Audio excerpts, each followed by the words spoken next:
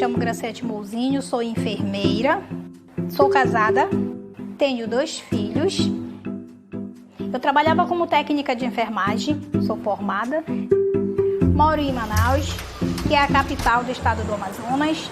Para quem não é acostumado a morar nesse local, é muito quente e tem cerca de 2 milhões de habitantes.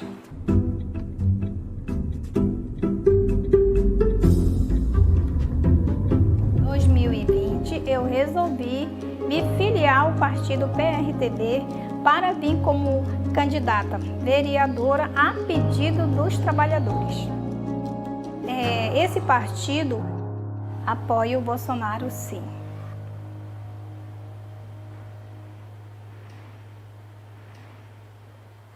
Mas eu não. Até porque o brasileiro tem que ser estudado. Ele não pega nada. Vê o cara pulando em esgoto ali, sai, mergulha, tá certo? E não acontece nada com ele.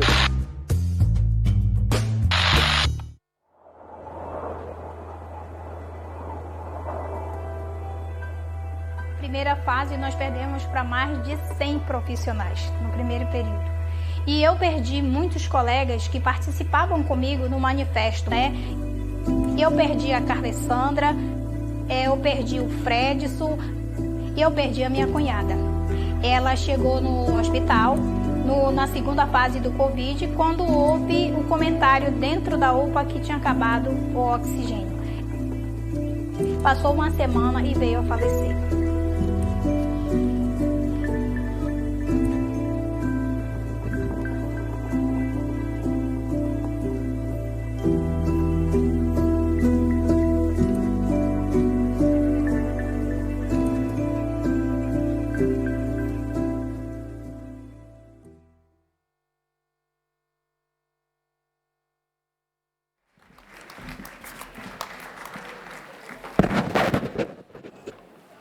Boa tarde.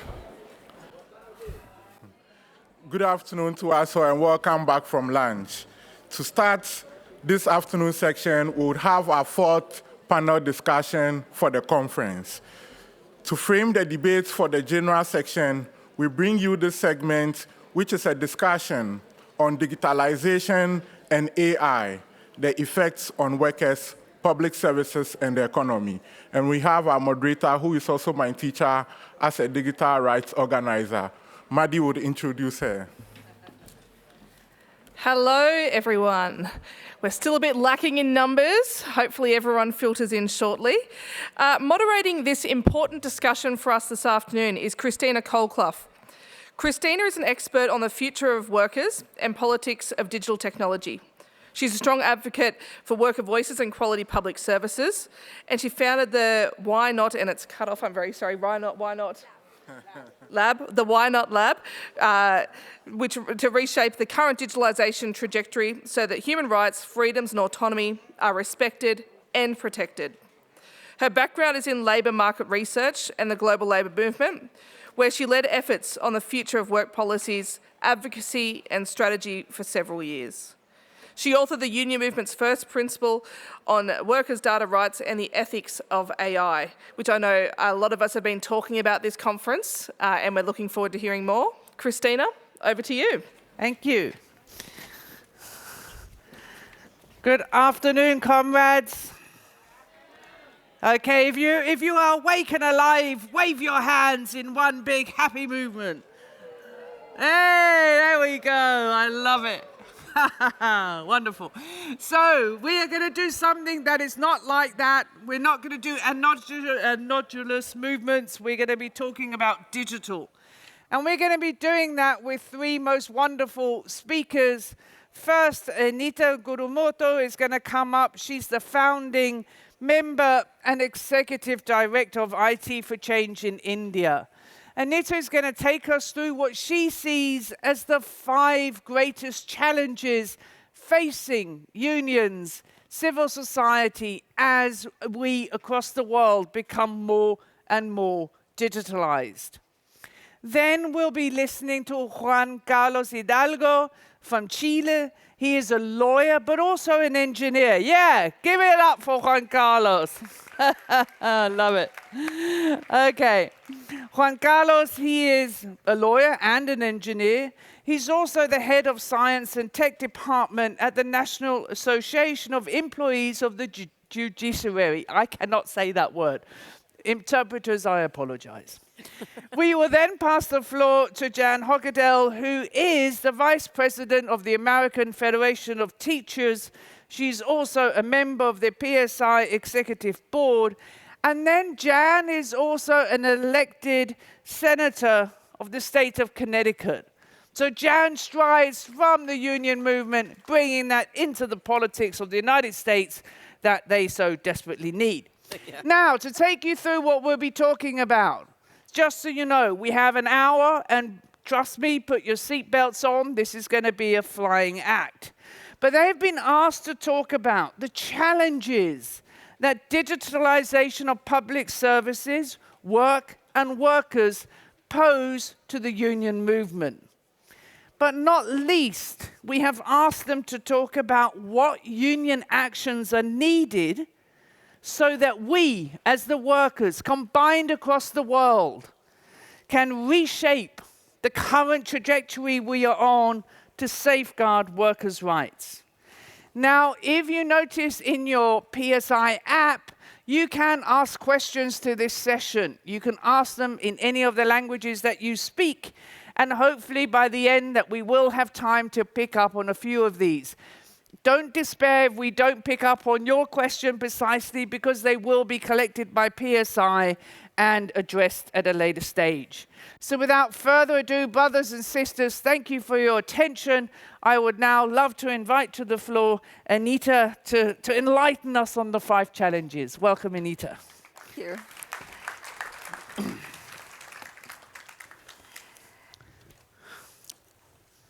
What an honor to be here. I think in these bleak times, just seeing all of you here gives me immense strength and solidarity. Thank you so much for having me amidst all of yourselves. Thank you, Christina.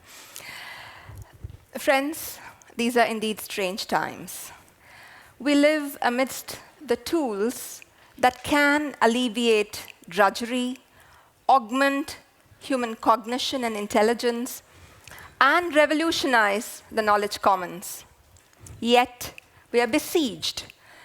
These tools, data, AI, and platform technologies, seem to march ahead with an agency that undermines our coexistence and our shared public values. How do we frame the challenges we face, and how must we act to dismantle them? The first challenge is that digital corporations, as the owners of humanity's data and algorithms, wield enormous infrastructural power. And I'm going to tell you what infrastructural power means in just a second.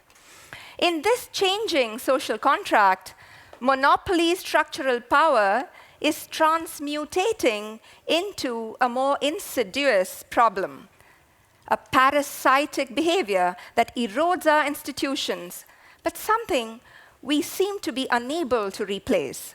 Let's take the case of healthcare. The race to build AI models in diagnosis and treatment recommendation is huge business.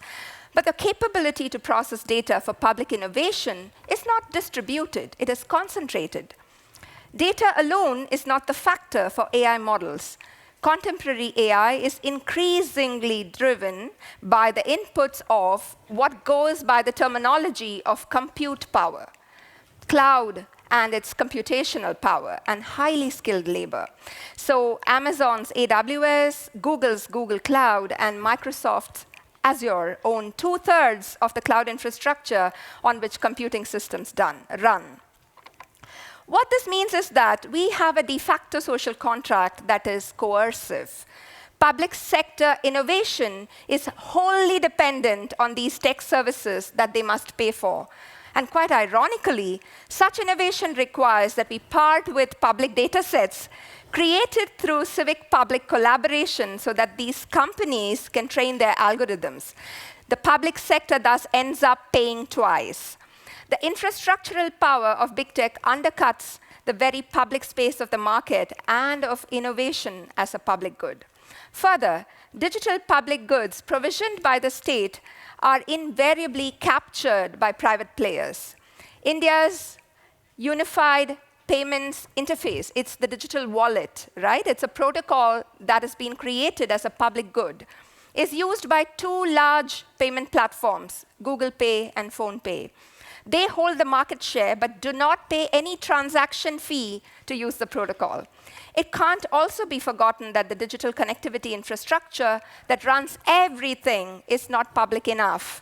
In India, the public sector has less than a 10% share in India's telecom and internet infrastructure. So what are we confronting? We are confronting a smartification of factories, homes, cities, with research studies telling us that the lack of public alternatives can lead to increased financial costs, inappropriate risk allocation, misallocation of resources, over-engineered products, and under-provisioning of citizen needs. We need a realignment of the relationship between public and private values, a shift back to public law from purely market logics, and new public norms for data ownership.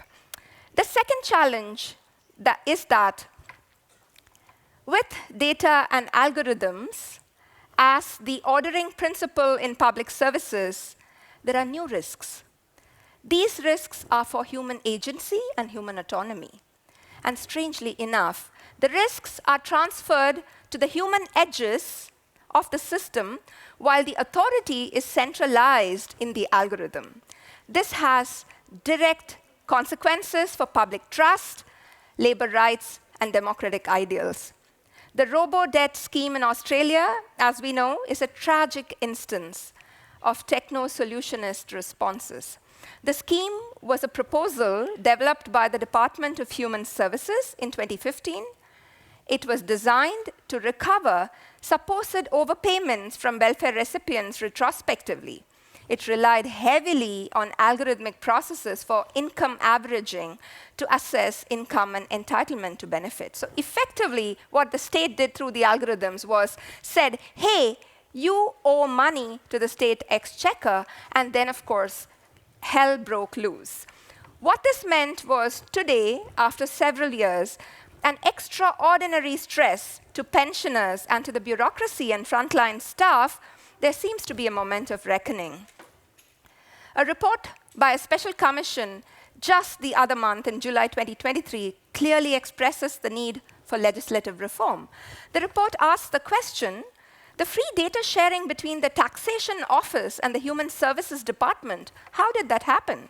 It recommends that departmental websites should contain information advising that automated decision-making is used only if you can explain that in plain language. And it argues that rules of business firms and algorithms should be made available to independent expert scrutiny. What the robo-debt case tells us is that the discourse, the story, the false story of ungovernability of AI should be challenged. We also know that platform firms use other kinds of narratives, right? The narrative of flexibility to hide the ruthless exploitation of workers in digitalized workplaces.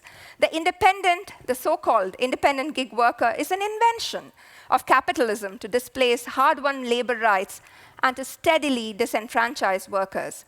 Using workplace and social surveillance technologies, including social media accounts, workers are subjected to pervasive monitoring. They are disciplined and they are punished. Unsurprisingly, a disproportionate burden of such violation is borne by women and racial minorities. Entire ministries, in my country included, are being outsourced today to techno-managerial firms in the name of minimizing operational expenses. Big tech firms also peddle the myth of job creation, but hardly contribute to domestic value creation or jobs in developing countries. Even if jobs are indeed being created, what we see is a shift towards contractualization and the lack of protection against unfair practices, abuse, accidents, as well as an erosion of data rights. The regulatory context doesn't help. It takes away laws. You know, flash strikes are prohibited in my country. As services go platform, we see unscrupulous private players encroach steadily into traditional public services. In my country, there is an edtech monopoly called Byju's, and they were in the news recently for their shocking treatment of teachers, squeezing teachers over 14-hour workdays. But what to do? The teachers didn't have jobs after the pandemic, and they had to actually turn to this kind of extractive work. Thankfully, we are now understanding more and more about the algorithmic workplace, about the games of the gig economy. A new civic rights framework on data is urgently needed so that the public sector and the market are bound by a data constitutionalism for workers. The third challenge, which is very obvious, is that laws are still playing catch-up, and courts are not able to grapple with a connection between decent work, data rights, and public values. Traditional legal frameworks don't meet the digital reality even halfway.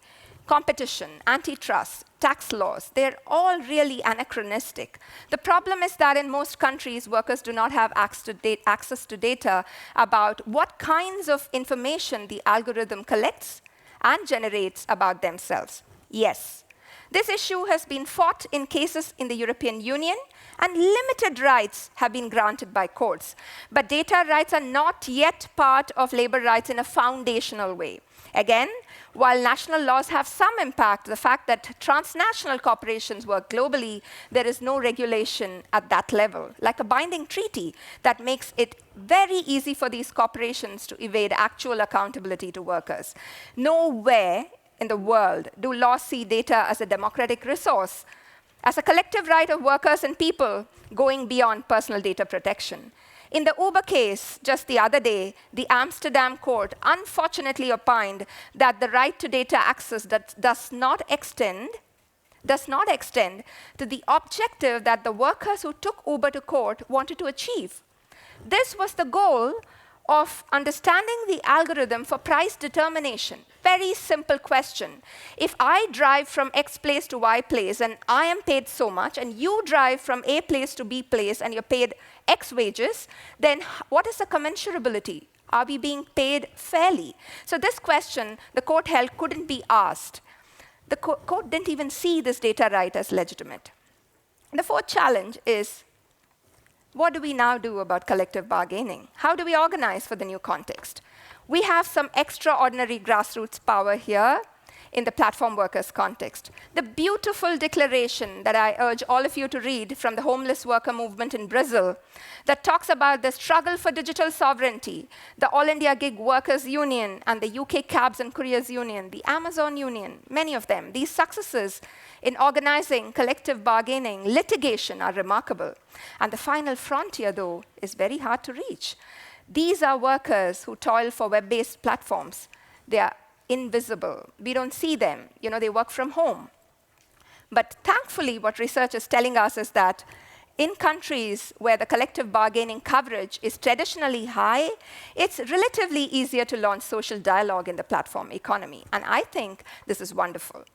But we cannot wear these laurels complacently. Public sector workers need to examine in a forward-looking way the nature and role of data and digital intelligence in their work. The EU's proposed Platform Work Directive is a step in the right direction. It talks about increased transparency on algorithms, ensuring human monitoring of working conditions, and workers' right to contest automated decisions. It also puts the presumption of employment status front and center as something that can be given as a granted. Public sector workers are uniquely positioned. They are very uniquely positioned to develop an articulation, a theory about the connections between decent work, public interest, and data rights. Not limited only to political rights alone, but also to economic rights. And I commend the PSI for being a front runner in this regard. In 2020, PSI brought out this wonderful little booklet that we were able to contribute to in some humble way. So these economic rights are not only for platform workers, it's for the trade union movement everywhere in general. The task is to reclaim digitalization as a force for the public good and to show the way, assume leadership to frame data as a social resource to be governed democratically. We all have to also keep an eye on global developments, what is happening at the ILO on this. The fifth and final challenge is for cross-border solidarity. We stand at a crossroads. The powers that be know where the rubber meets the road. The OECD updated its due diligence guidelines on corporate conduct earlier this year. We, from IT for Change, fought very hard. But the guidelines in the tech chapter simply do not recognize data value. They negate the data power that corporations wield. There is also a complete absence of considerations beyond data privacy. The chapter also completely ignores questions of digital intelligence and aggregate data. It fails to mention any emerging frontier technology like generative AI models, cryptocurrency, metaverse, etc. And the chapter doesn't protect government open data from being captured privately. So the blind spots are damning. What this means is we have to wait another 10 years before these due diligence laws will be updated, right? The world is going to be divided into one set of territories where governments can rein in big tech and protect their citizens and workers, and another where people are condemned to extractivist neocolonialism. Today, trade agreements are used to delegitimize local authorities from bringing big tech to book for opaque algorithm. What this means is that unless we forge a solidarity across regions, we will be stuck in defensive actions, being forced to talk only about risk mitigation, redressal of harms, etc., and AI value chains.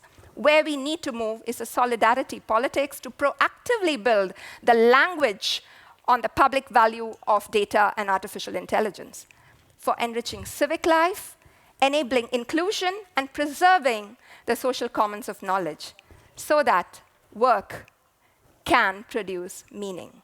Thank you very much. Wow. Wow. Okay, another hands up. Who is looking into the digital future right now and is scared? Who is looking into the digital future right now and believes the union movement can change things? I want all of you to put your hands up, because of course you can. Now, thank you so much, Anita, for your, as always, striking comments. Now, in my view, and working with PSI, having that privilege, and to Daniel Batossa having his foresight to put this on the agenda 3 years ago, we simply must, as Anita said, stand united and in solidarity across unions to put some really clear demands on the table. We must protect workers' rights in digitalized workplaces. And I'm just going to allow myself to give you 3 additional points. These are my top demands that we should all, in one voice, be claiming.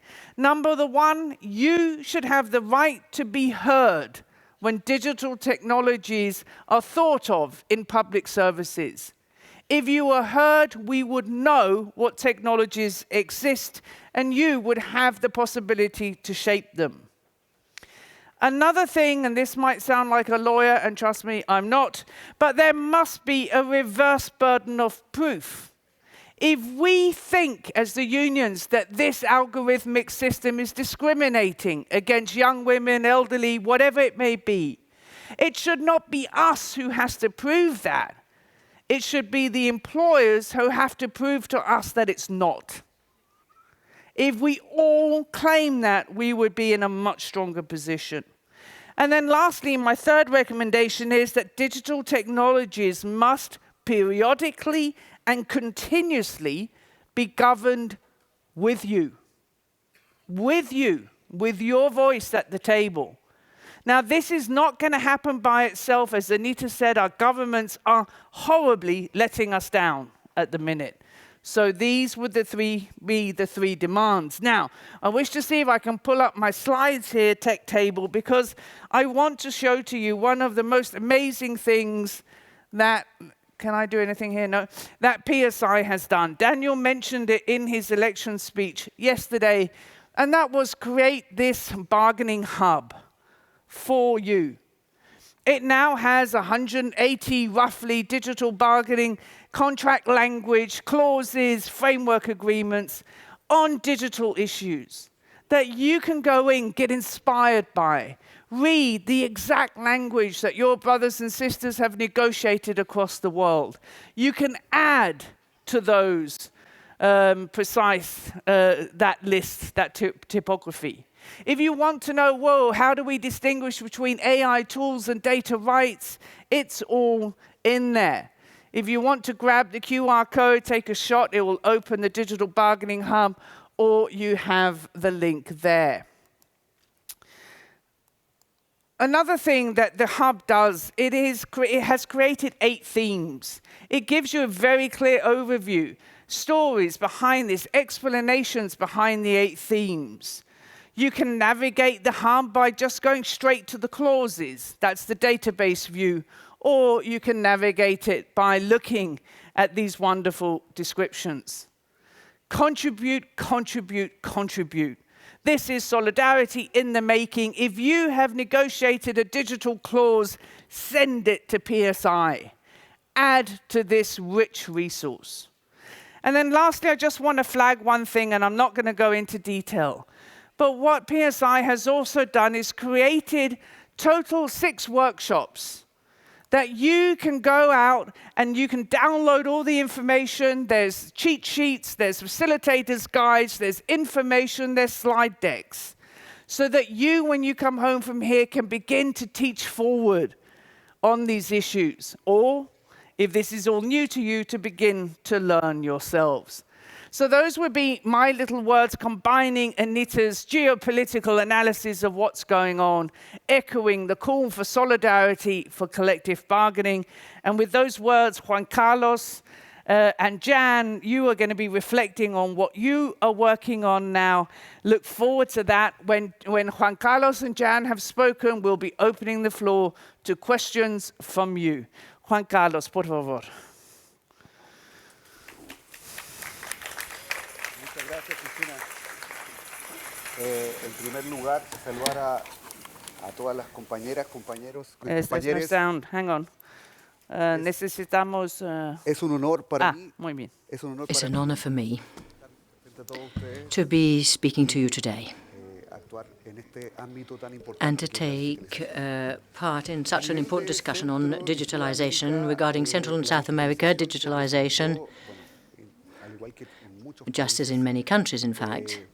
Digitalization un de repente que came llegó from one day to the la pandemia. next A partir de following the aquellos, pandemic. algunos trabajadores y Indeed, some workers estaban relativamente preparados were quite prepared to face such a digitalization process, but there were workers who were not ready. y a partir de eso And on that basis, fueron vulneraciones a los there derechos. were a lot of violations of rights, serious violations of rights, which not only focused on a violation of daily work, but there was also a gender perspective in this involved.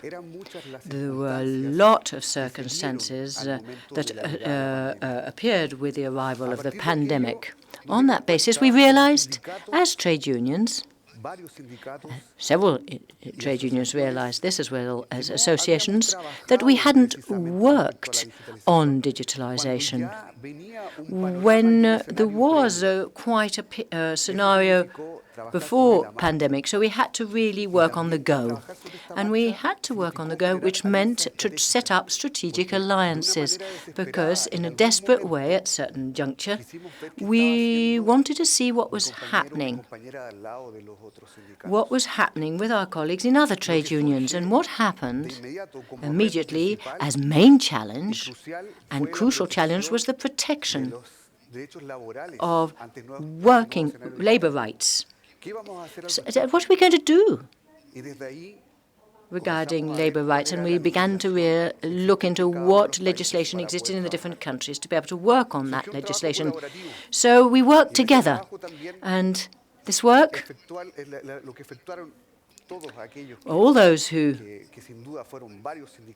did this work, several trade unions in several countries, incredible help of the PSI was absolutely essential in the first step of work we did, and it was to analyze exactly what the current picture was and the protection of some workers whose rights were already being violated. And on that basis, it is also crucial, and I think that the issue of communication which arose amongst all the members of Central and South America to organize workshop days that served as a basis for this new digital era.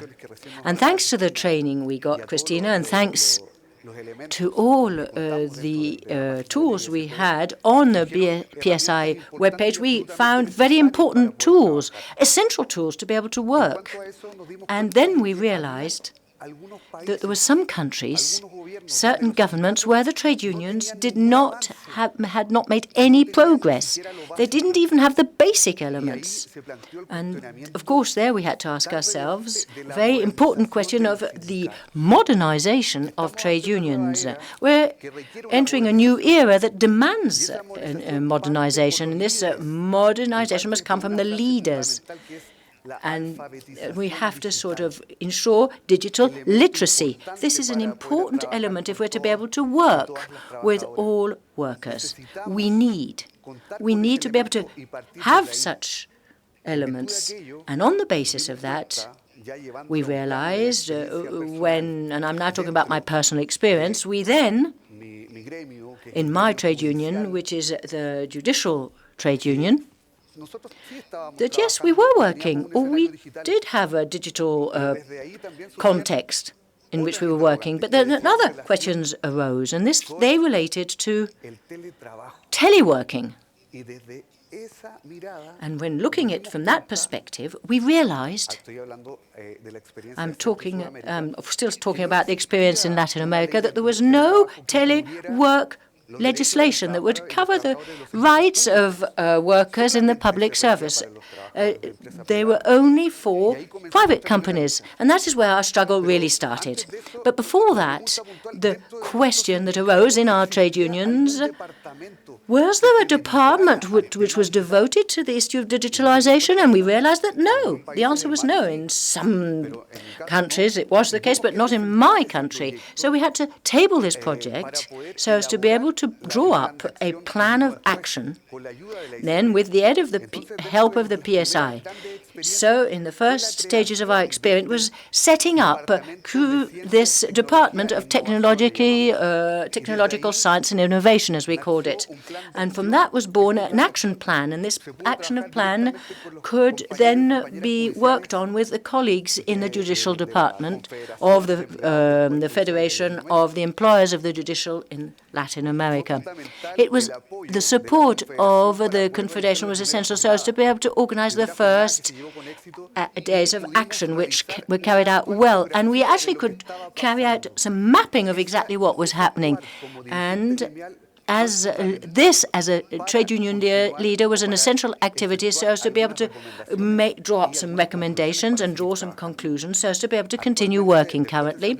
After this first day of activity, we continued to meet, we continued monitoring things, and we realized there's certain elements, certain things that are very relevant, such as the workday, teleworking, and security equipment and material, which had not been looked into when workers started working in digitalization.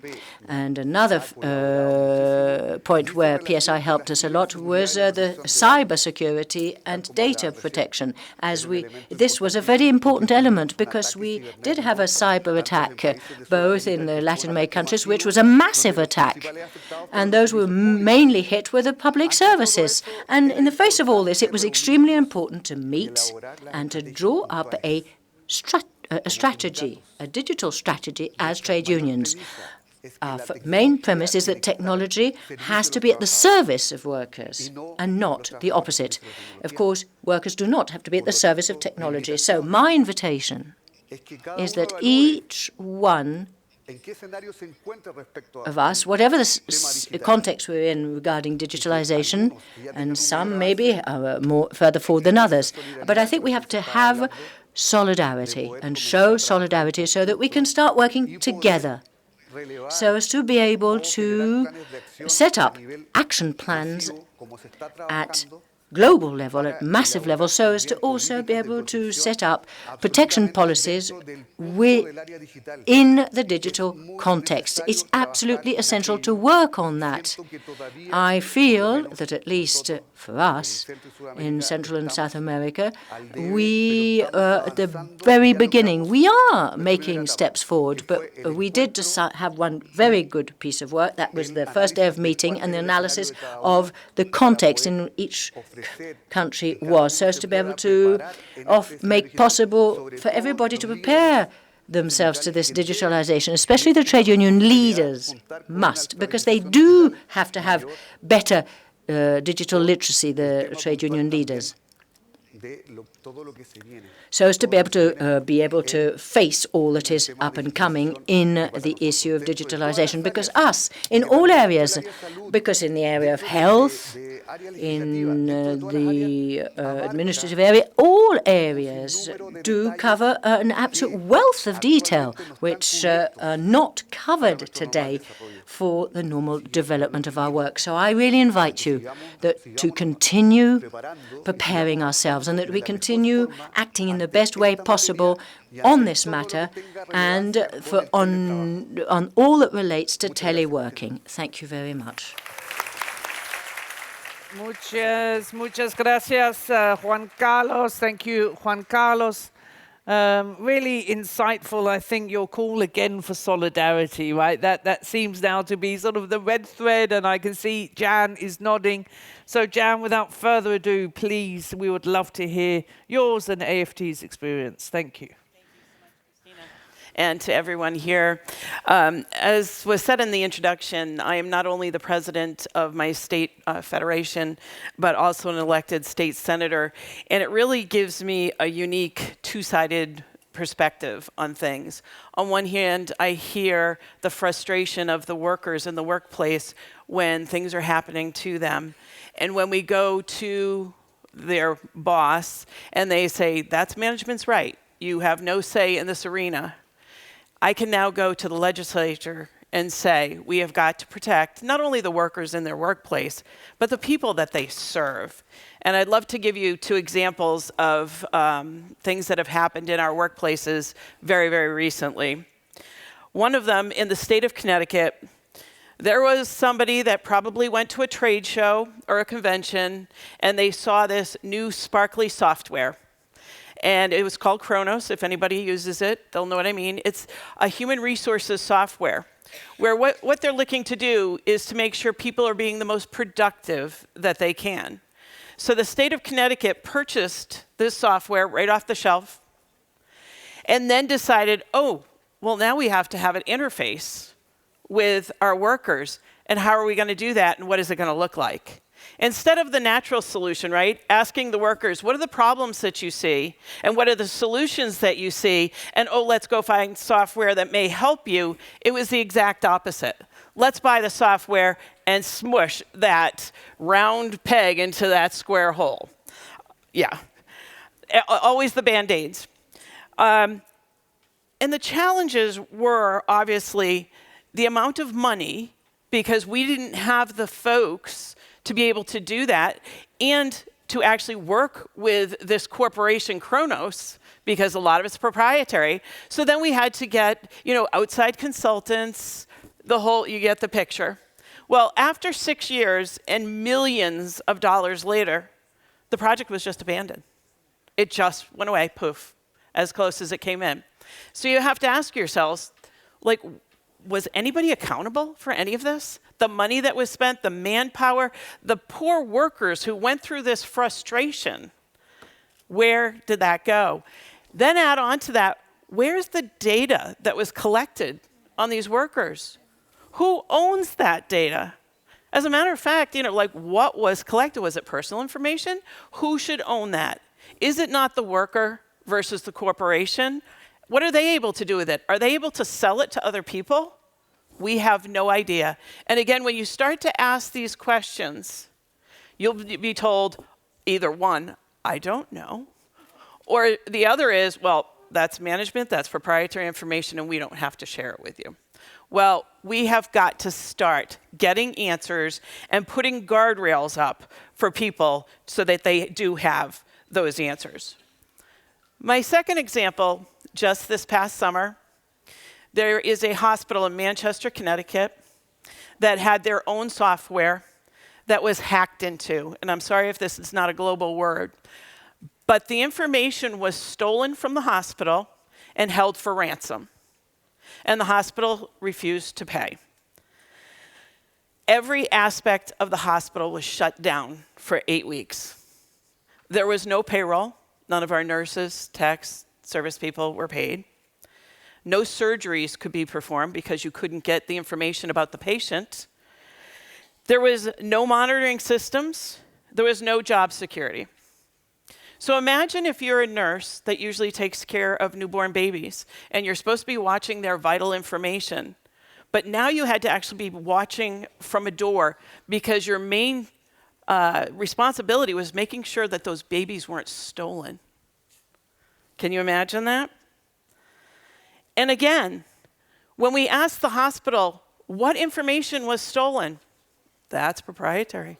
Even though it is the workers' information. Remember, their bank information, if they had direct deposit, which most people do now, that information was stolen. And we said, are you going to protect these workers from identity theft? At first, they said no. Again, there's no guidelines on what the employers have to do to protect the workers. There's no transparency on what softwares are being used out there with employers, and there's no layers to any of the accountability. The one thing you should remember too, this was a hospital. It was a community hospital before it was, we won't even go into the privatization of it. But the information was stored using very old software. I think most places are. And I was thinking of the movie War Games, where kids were hacking into these software companies. If you have old software in your workplace, it's easy to get in and easy to steal.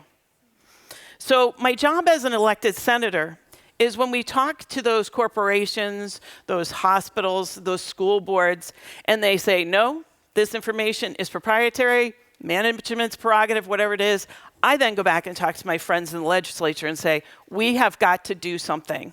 We have got to protect not only the workers that work for the state of Connecticut, but the people that they serve as well. That's my legislative hat. My union hat says, very much similar to what my colleagues have said, we have got to start educating our local leaders. Because it does seem, and I remember 3 years ago when I started with Christina, I was like, what is she talking about? This is terrifying. But it's just like, you know when you had your first smartphone and you thought the same thing? And now I bet you half the room is looking at it and you can't live without it. We have to get to that comfortable place. And the way we do that is to start telling our stories so people say, oh, I get it. This is what we're looking at. Then we have to be comfortable about talking, how do we have the solutions? I could not be happier about the digital hub because in the state of Connecticut, all 43,000 state employees bargain collectively for pay, pension, and health care. And it is going to be one of those things, we're up next year, we are going to start to look at what are we going to use? Because it's not things you just pull out, right? You read the list of them and you say, I need a little of this, I need a little of that, and I need a little of this. And we start putting language together and then we start sharing it. But the other thing that we have to do is start sharing our stories. Make it less frightening for not only our leaders, but our members and everybody in the community to understand what we're talking about. Protecting ourselves, protecting the people we serve, protecting our communities.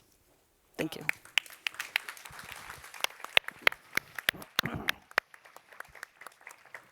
Thank you so much, Jan, with so much clarity as well. And also, and I'm looking at the Brits in the room, I was fortunate to write a report for the TUC, the main confederation in England, about the digitalization of public services. And it was one long tail of what you're talking about, Jan, of misuse of billions of pounds. And what they say, and I bet you all hear this, no matter where in the world you're from, you probably all hear that these tools will increase your efficiency and increase public service productivity. And to that I can only say efficient at what and productive for whom? Because it's not the workers and it's certainly not the public. Absolutely. And this I think is the narrative bubble that we have to burst. These tools, I mean, I remember our Swedish colleagues from Kommunal, from the municipality union, they were telling me that their bureaucracy, their admin time increased by 40% after having to use AI systems. So, I mean, Jan and Juan Carlos, Anita, thank you so much for your contributions, which don't necessarily make my mood lighter. My mother says she has learned a new word since I moved back to Denmark, and that is dystopia. She claims I am quite dystopian. She's probably right. But anyway, we have a great question from Tyler that's come in on the app. And I'm going to pose this to all three of you, and you can take the floor as you wish. But Tyler writes, all unions struggle with achieving high levels of member engagement and activism. Should unions not look at developing their own digital and AI tools that they could control to increase access to union actions, information, and activism opportunities for its members? So, wonderful question there by you, Tyler. I don't know where you are in the room, but would any of the panel like to pitch in on that? Jan? Yeah, I would say yes if you have the tools, but we don't all want to be inventing the same thing. That's what solidarity is. Like, let's share best practices. And I go back to the digitalization hub. Let's expand on that. So if somebody does have an idea and is successful, share that story so that we can all use it, and then somebody else will contribute it and somebody else. And that way we don't have a million separate things out there. We have one that we're all unified on. Nice one. Anita and then Juan Carlos. Would you like to go? Yeah. Oh, Juan Carlos, por favor. Sí, en cuanto a dicha pregunta, por lo mismo, yo también recién me refería a la modernización que deben tener los sindicatos en la actualidad. Porque a partir de aquello, yo veo la pregunta como enfocada a cómo yo también puedo adquirir o tener más asociados utilizando la plataforma. Creo que es importante lo que acaba de decir también mi compañera en cuanto a las buenas prácticas que se pueden compartir, pero además es igual importante poder aplicar las nuevas tecnologías para después compartir también la experiencia dentro de nuestros propios sindicatos. Y ahí me refiero a la modernización. ¿Por qué? Porque hay algunos sindicatos que están actualmente trabajando con su propia aplicación, por ejemplo, y desde ahí pueden captar directamente a un asociado. Es muy importante poder trabajar y poder modernizar porque estamos en una era donde la inmediatez es lo más importante y a través de estas nuevas herramientas o estas nuevas tecnologías yo puedo captar a una cantidad de socios importante y también puedo distribuir información importante de manera rápida y oportuna. Y para eso la modernización llegó y para eso en este mundo de la inmediatez es necesario poder contar con esta modernización y desde ahí la mirada de también poder llegar o poder tener una mayor cercanía dentro de las actuales plataformas con las que contamos. Yes, indeed, indeed. Anita, you had your hand up too. I just had two small points to make. One is that long ago, my organization localized the OpenStreetMap in our local language, which is called Kannada, which is spoken in a small part of South India. OpenStreetMap is the public alternative to Google Maps. So the public ethos of public software, the repository of solutions, information database management systems that already exist, can actually be repurposed just by localizing them and creating a larger hub or a repository from which we can draw and, as you said, pull back, contribute, so that this can build. Thankfully, the open software and the free software communities have actually already been creating these tools, and they are indeed customizable. We do need to just create some capacity at a centralized level, not necessarily at a decentralized level because resources are scarce. The second I wanted to say is that we need within the unions to also build the capacity to steward, to be custodians of this data in value systems that respects the rights of workers. Just as we critique the state and critique the market, we should also be able to manage this data in a manner that is respectful of the data sets. One more experiment that my organization is engaged in is with all the data of public schools run in the Kerala state.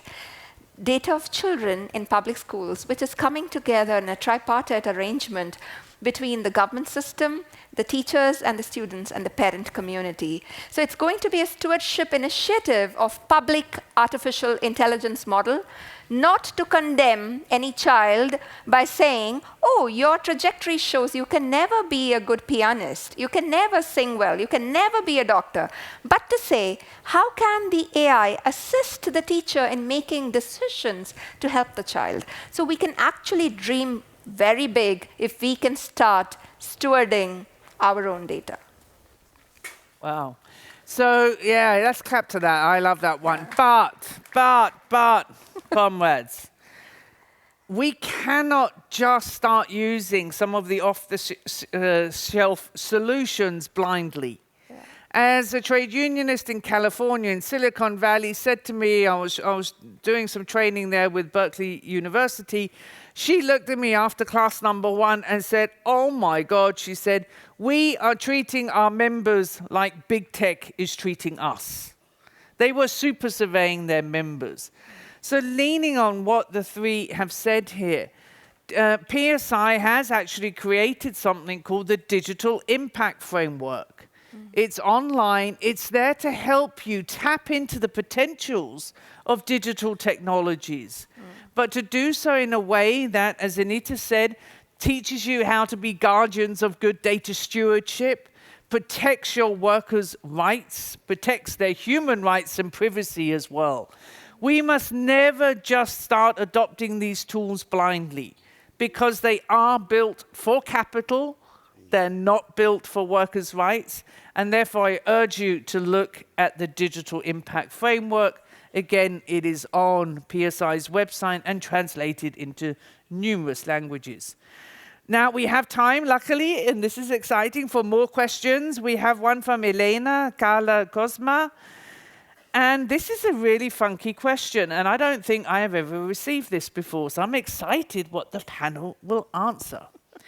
And that is this: do you think that it is possible to replace a shop steward with AI? Whoa.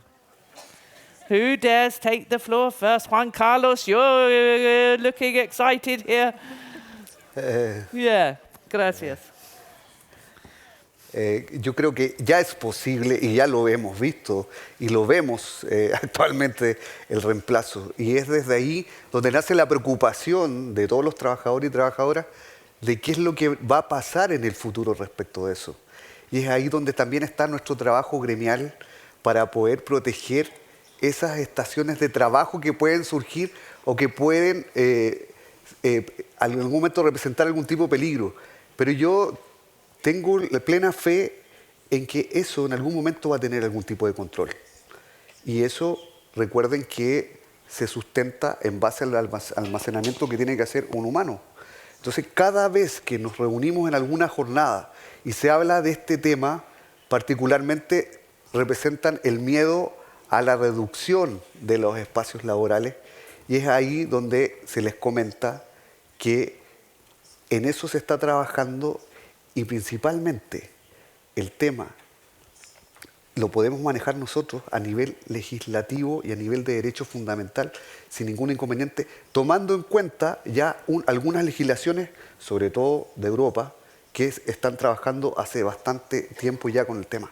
Entonces yo creo que desde ahí ya sí existe la posibilidad, y ya lo vemos en la práctica, pero tenemos que trabajar para aquello también, porque también las nuevas tecnologías van a generar nuevas oportunidades y nuevas formas de trabajar. Entonces va a haber una redistribución en el actuar, pero siempre nos van a necesitar de alguna manera. La automatización es la que tenemos que aprovechar dentro de nuestros derechos fundamentales. La automatización nos va a regalar una oportunidad. Ahora va a depender de nosotros como sindicatos saber de qué manera la regulamos para que no exista ningún tipo de vulneración en nuestros derechos. Exactly. Jan, would you like to pitch in? And Anita? Sure. I would say probably in the future somewhere, maybe. But a union, I can see it in contract use, but to me a union is just so much more than a contract. It's about the relationships that we build for a greater good. And those relationships are built person to person. We say barstool to barstool. That's where your relationship comes in. It's the organizing concept. That's the heart of our unions. And that, I don't believe, could be replaced by AI. No, let's hope it never will. Anita, yeah, I want to clap for that. Anita, please. Please. I mean, just to complicate the debate a little bit. I think that another word that I recently learned, like dystopia that your mother discovered, is homo technicus, which means we live in the epoch of the human and the machine. So, I mean, look at me. I'm wearing so many gadgets, right? And I couldn't actually communicate with you and understand you without these gadgets, right? So, the question about automation, somebody said, was that there is this little village, near Perth in Australia, and it has the average age of the population is pretty old. Now, should pizza delivery workers be replaced by drones? The question is, if it's mountainous, but older people need to eat their dinner, then maybe drones are better than sending someone on a bike when it's very cold, right? So I think it's a very contextual question. It's laden with ethical dilemmas. I would much rather that in my country we outlaw manual scavenging and we actually automate all cleaning of, our sewage system, right? We have human beings who clean sewage system in India. It's indignifying. So I think the context of automation has to be thought through. It's exactly like many patriarchs in my country would say, the pancake doesn't taste as good when you don't grind it on the stone, right? But who's going to grind it on the stone? Yeah. So someone it's women, right? Yeah. So the question about automation is socially contextual, and we really have to take it slowly and deliberate. And there has to be a wide public deliberation on what is the function, what is the work, for what, who's benefiting, who's losing.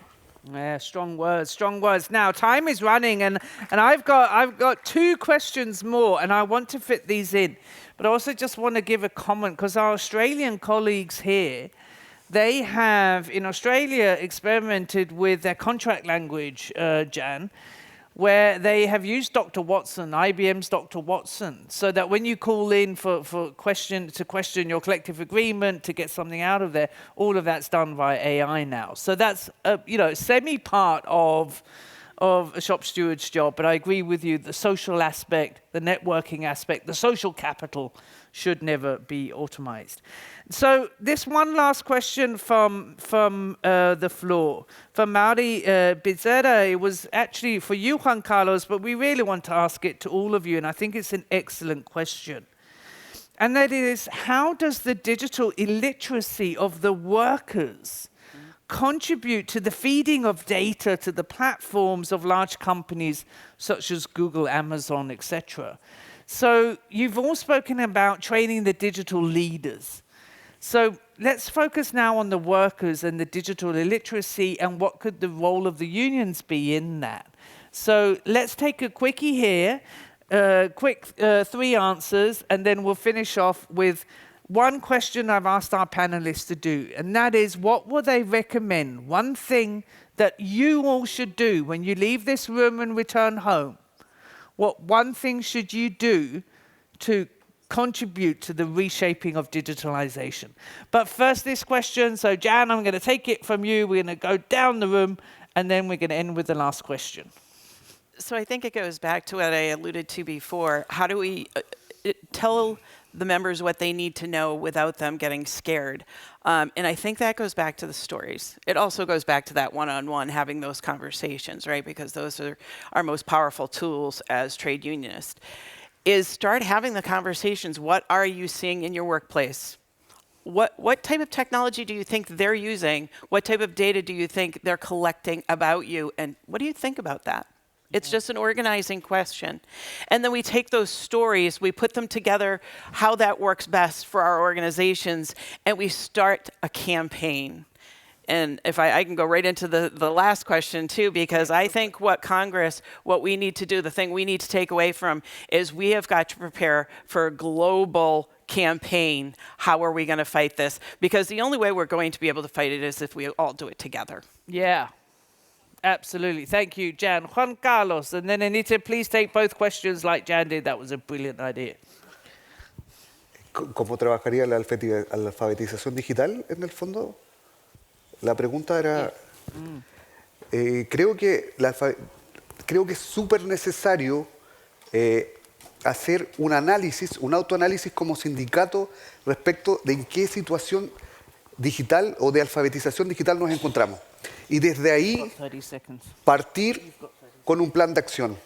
Pero partir desde lo muy básico, sobre todo aquellos sindicatos que están recién comenzando con el tema, partir desde lo más básico, que es viendo cuál es el nivel de alfabetización digital de la organización. Ver hasta qué punto y cuál es, porque hay un tramo de edades también importante. Hay sindicatos que tienen bastantes jóvenes, pero hay sindicatos donde hay gente que maneja tecnología digital, pero no a un nivel tan avanzado. Y es desde ahí donde tenemos que generar primero el estudio para ver el actual escenario y desde ahí proponer un plan de acción y generar esta alfabetización a través de las jornadas digitales.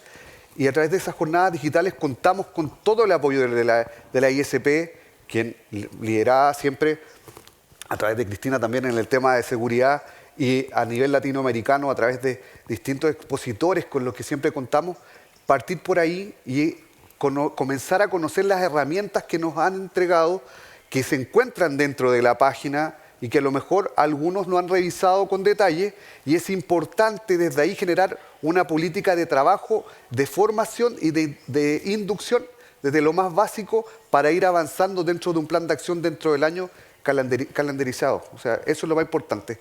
Y desde ahí plantear un tiempo y llegar a la meta final, que es lograr una alfabetización digital que nos permita poder avanzar con un plan de acción mucho mayor, donde siempre enfocándose en la protección de datos sea lo más importante verificar en qué estamos como sindicato. Yes, totally agree. I want to give the last 30 seconds, looking at the top table here. Do we have 30 seconds more? They're not complaining. Anita, you've got 1 minute. Go for it. Okay, so I was going to take only one question. Now I'll take both and finish by 40 seconds. You know, early when I got onto this domain of digitalization, I understood one theoretical thing. So in the world, there are known knowns, unknown knowns, known unknowns, and unknown unknowns. So in the realm of the digital, we really many times don't know what's happening. We really have to surface those through literacy, share experiences, and identify those unknown unknowns so we can get to it. It's like the question on automation. Do we know? None of us knows the answer. Our senators don't know, sorry, with due respect. Oh, you're right. And, you know, we really are groping in the dark. Therefore, there is this logical next part. What should we be doing? I come from a country with social movements who have been my teachers. These social movements have taught me that rights are never a given. They're not what the Constitution gives you. Rights are taken. And therefore, I really think that we have to understand what are the injustices workers are facing and invent a new vocabulary and language for what rights we want. These are not given. We have to be creative. We have to find words like the right to be heard. In my country, the right to information movement gave us the right to information. It's not the information commissioner that gave it. These were poor women who were not literate. So they said, I'm maintaining on my wall, mud wall, these counts of how much wages I deserve. And that guy is not paying me. The feudal landlord is not paying me. I need my right to information as to how much wages are owed to me by that public works department. And so I think we need to invent rights bottom up, and this is the moment to do it. And we have to start doing it. Wow, yes. So, brothers and sisters, please join me in thanking this most wonderful panel. Thank you for your insights, and all together, let's go out there in the next Congress period of PSI and conquer this and claim our rights. Thank you for listening. Thank you so much. Now over to the chair. Thank you.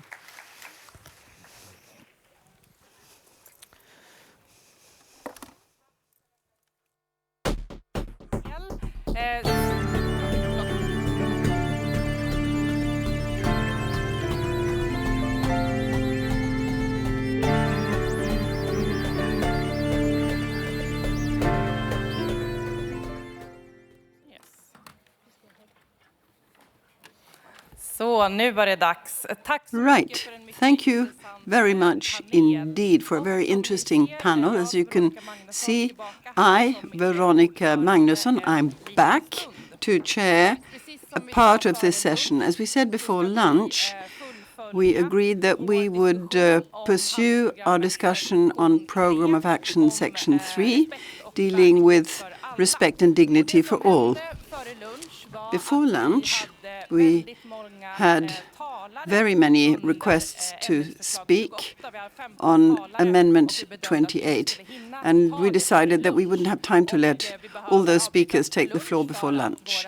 We had to break for lunch to give our interpreters a chance to have a bite to eat, and so we decided it would probably be better to keep together the discussion on 28, on Amendment 28. It seems there's a problem with the French interpretation.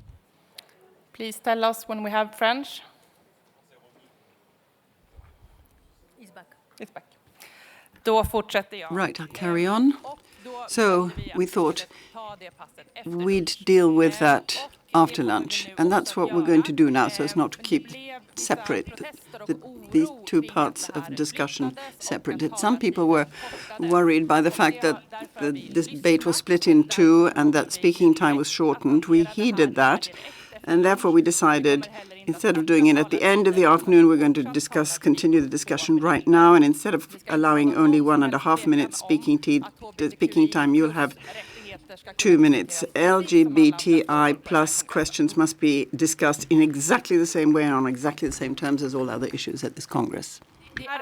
No doubt about it. It's a very discussion debate like all the matters before us. Let me remind everyone of the fact that I want you to speak in a respectful manner, to heed and listen to each other and respect the speaking time allotted to you so that we have plenty of time to discuss other matters. You have 2 minutes, and please, you're kindly requested to stick to that time limit. We're now going to move on to Section 3, Amendment 28. This is supported by the Executive Board. The amendment is going to be presented by Elaine Leon-B from São Paulo State Nurses Union of Brazil. You get 3 minutes in which to move the amendment. Go ahead, Elaine. Good afternoon. Good afternoon to you all. I'm Elaine, and I'm representative of the LGBT committee in Brazil. We, LGBTQIA+, demand for the approval of Amendment 28 because we consider it's absolutely essential if we are to strengthen the struggles and claims of LGBTIQA+. It is absolutely essential to create a global committee to evolve in trade union organizations so as to be able to protect and move forward with our rights. We understand that the LGBTIQA+ movements exist, and they have to be strengthened through visibility. In the Americas, we already have set up our regional committee. We know what difficulties are being encountered both in Asia and Africa, but what we have to do is make progress, and we do believe that it is possible. Workers, LGBTIQA+, have to fill the spaces of power, so that the work and the trade unions be places that are safe and inclusive. The PSI must guarantee this right to the LGBTIQA+. That is why we ask for you to approve Amendment 28. United, we want peace, and with this we will have a future, a productive future, and a happy future for everyone. And our way of loving must not be our death sentence.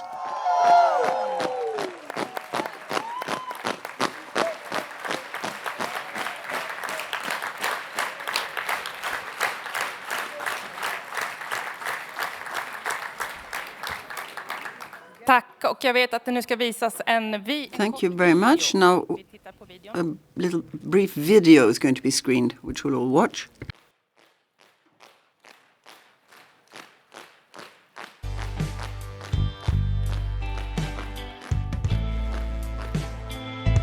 Para que a gente possa florescer e baby amar, amar sem temer. Acompanha. Eles não vão vencer, baby, nada de ser em vão. Antes dessa noite acabar, cante comigo a nossa canção. Todos juntos e flutua, flutua. Ninguém vai poder querer nos dizer como amar. E flutua, flutua. Ninguém vai poder querer nos dizer como amar. Não vão poder querer nos dizer como amar. Como amar.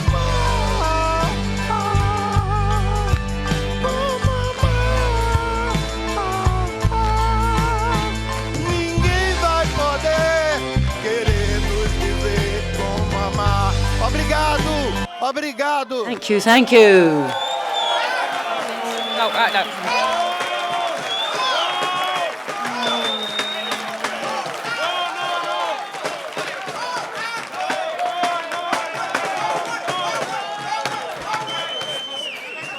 Tack.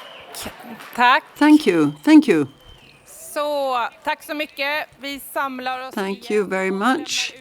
Now, let's go back to the list of speakers. We begin by Bert Blandon, NUBG Canada.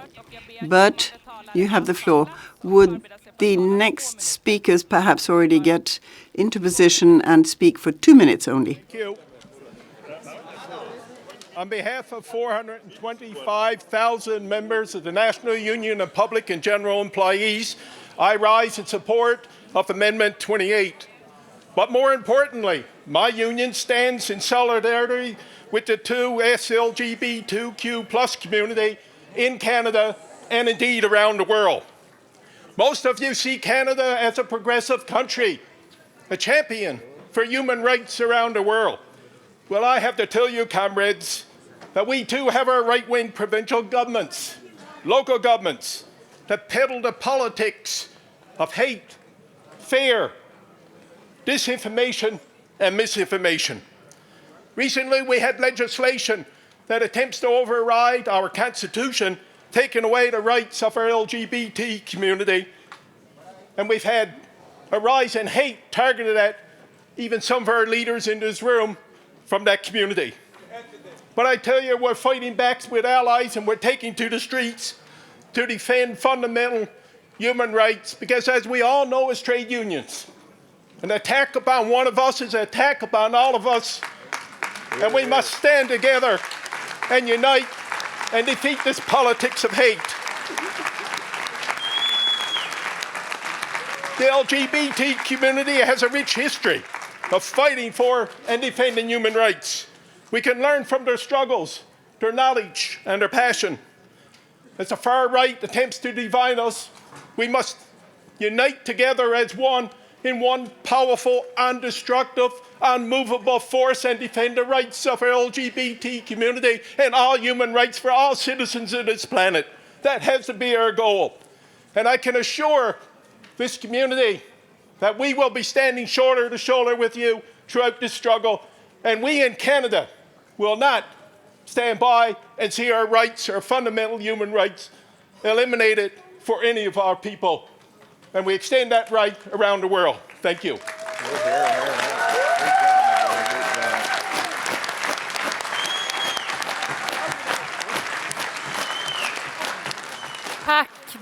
Thank you.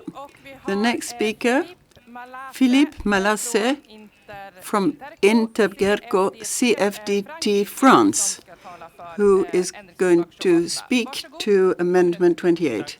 You have 2 minutes. Good afternoon. I speak on behalf of the French trade unions. A worker, male or female, is first and foremost a human being.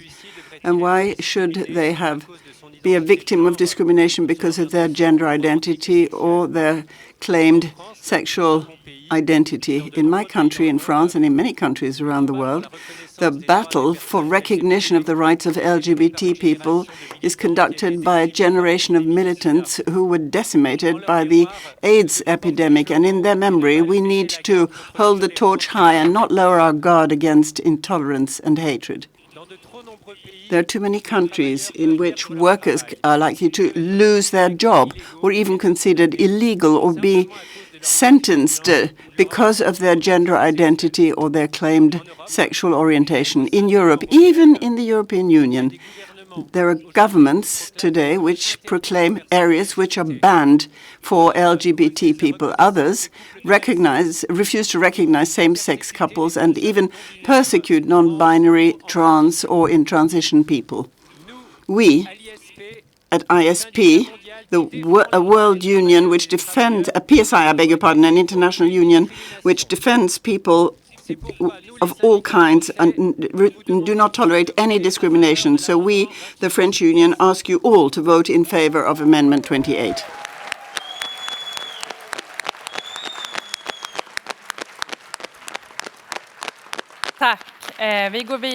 Okay, J.P. Honig from NOPG Canada is going to address Amendment 28. Go ahead, 2 minutes. Thank you, comrades. I'm J.P. Hornick, and I'm the first queer president of my union. I'm here to urge you to vote in support of Amendment 28 because my right to exist should not be a matter of debate, and my right to speak at all levels of the labor movement should not be a subject of debate. And that is because when I speak as a trade unionist, when I bring my voice to these tables, I bring it as an advocate for reproductive justice. I bring it as an advocate for women's rights. I bring my voice as an advocate against colonialism and racism, and I bring it with every part of myself as a worker.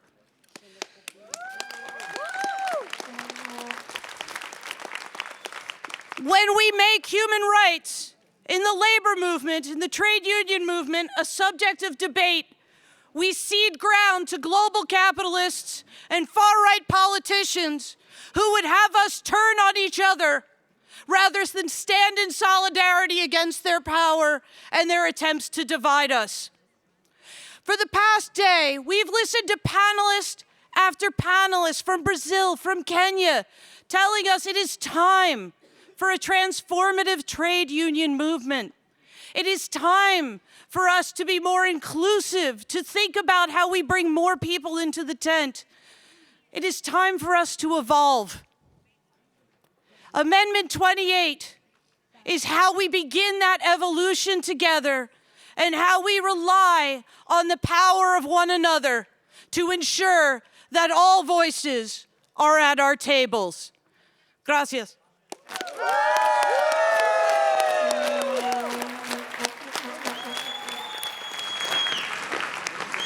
Tack. Thank you. Tack. Vi går vidare med Agrippina Hurtado from USE Colombia is now going to address Amendment 28. You have 2 minutes. Go ahead.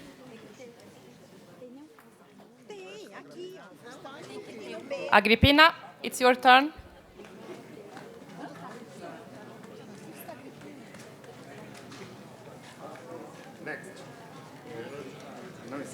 Okay. Vi går vidare till nästa. Okay, then we'll move on to the next name on the list. Let me know if Agrippina wants to take the floor later on, in which case you can tell the Secretariat. The next speaker is Peter Mekesh from FNV Rainbow Network from the Netherlands, who wants to address Amendment 28. Hello all. I stand here as a proud member of Dutch Union FNV, a proud Red Cross volunteer, a worker in social housing, and yes, I'm coming out, I'm even a local politician. But now I stand here as a very proud member of the queer community, as a gay man. We are here. Nobody can deny our existence. Network Rainbow FNV has been fighting for recognition of LGBTI plus persons within trade unions and even within this global trade union federation for years. For recognition that queer people deserve a space at the table where decisions are being made. We started a working group between the global unions, tabled resolutions after resolutions at many congresses and keep on fighting for our place in this spotlight, not in the dark. Unions are founded on solidarity, strength in numbers, and taking care of people otherwise unheard. I am very proud that this program of action now includes a range of provisions for LGBTI plus structures and places. I urge you all to show your solidarity, to accept this section of the program of action, to favor Amendment 28, and to urge your own union to support your queer members and make sure that, as in PSI, they get a place at the table where decisions are made in your union. Don't forget, they are in danger of discrimination, violence, or even murder, of exclusion, conversion therapy, jail time, or even death penalty, depending on where in the world they were born, for being themselves. To be yourself and to fully be able to show all of your qualities, your passions and your beautiful rainbow of colors and abilities, we need to be safe. Unions have an important role. Take up that role in solidarity. Stand up for your queer community. Thank you.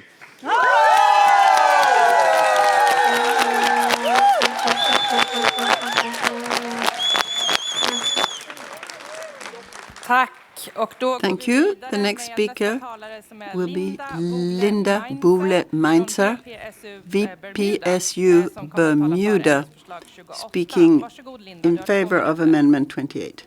Linda, you have 2 minutes.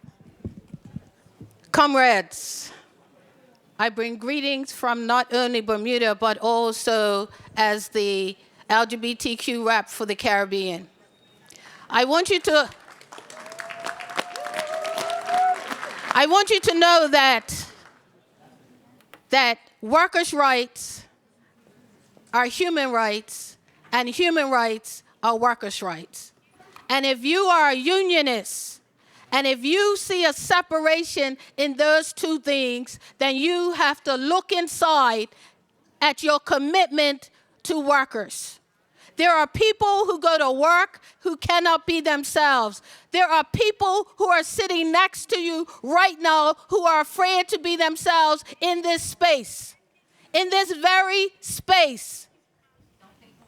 And we need to think about that. We are a movement. We are a labor movement. When we collect dues from our members, we should only see them as workers. We should fight for them as workers. And if we're not prepared to do that, then do not try to include them in your movement for your causes if you are not prepared to stand up for them for their causes. When they come for you, the LGBT community is with you and in front of you and beside you. All we're asking you to do is when they come for us, you be beside us in solidarity. That's what solidarity looks like. That's what solidarity looks like.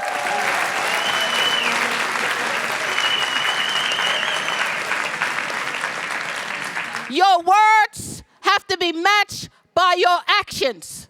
As unionists, your words must be matched by your actions. As we say when we go in the Caribbean, we little, but we talawa!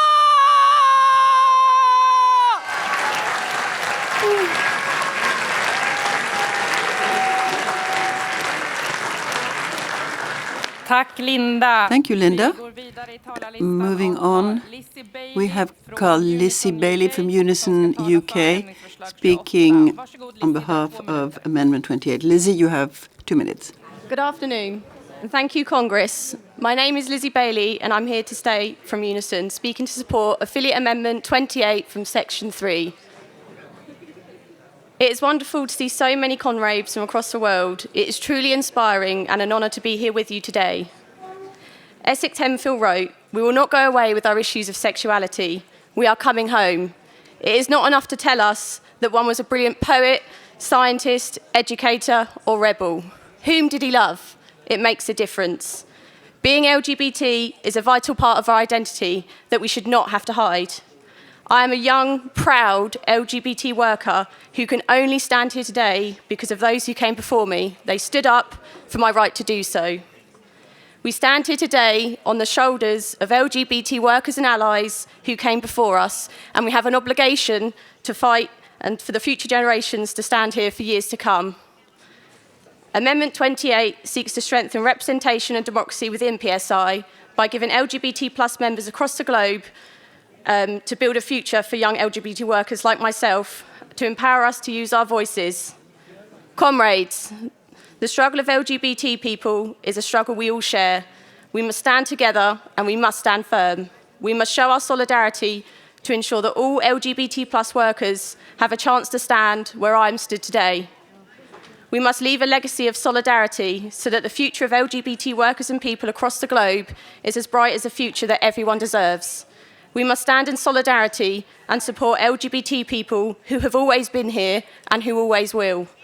Please vote to support Amendment 28 in Section 3 to ensure that our commitment to democracy is being upheld and that we are building a future more equitable for all.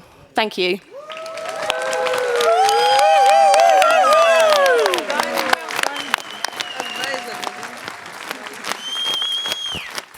Thank you. Moving on down the list, Charlene Stewart of SEEU Canada will be speaking to Affiliate Amendment 28. Good afternoon, comrades from across the world. My name is Charlene Stewart, and I am International Canadian Vice President of Canada and the incoming titular for PSI Canada, and a very proud ally to the LGBTQ+ communities. I stand in support of Amendment 28. Canadian right-wing governments are continually overriding the constitutional rights and freedoms of our fellow citizens, in particular, trans citizens, simply to score political points. Never in our cities, states, provinces, nations, or countries can we allow populist right-wing politics to be so cavalier with cruelty.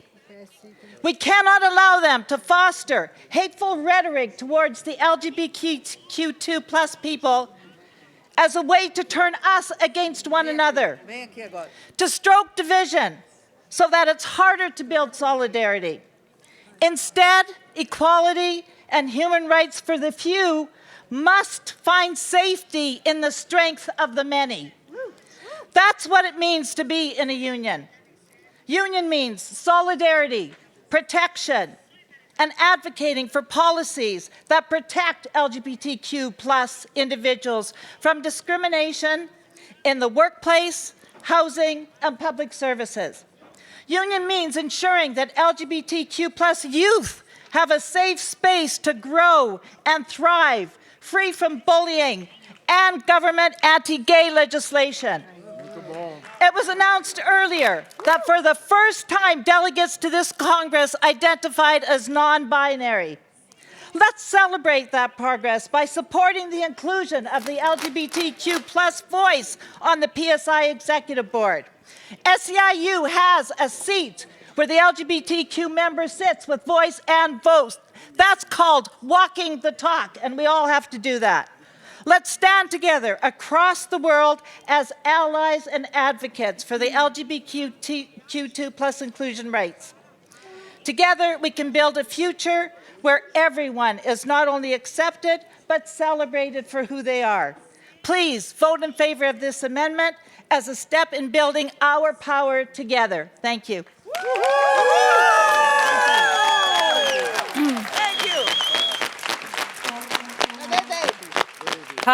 Thank you. Next name is Fred Han from QT Canada, who will also be addressing Amendment 28. You have 2 minutes. Comrades, my name is Fred Han.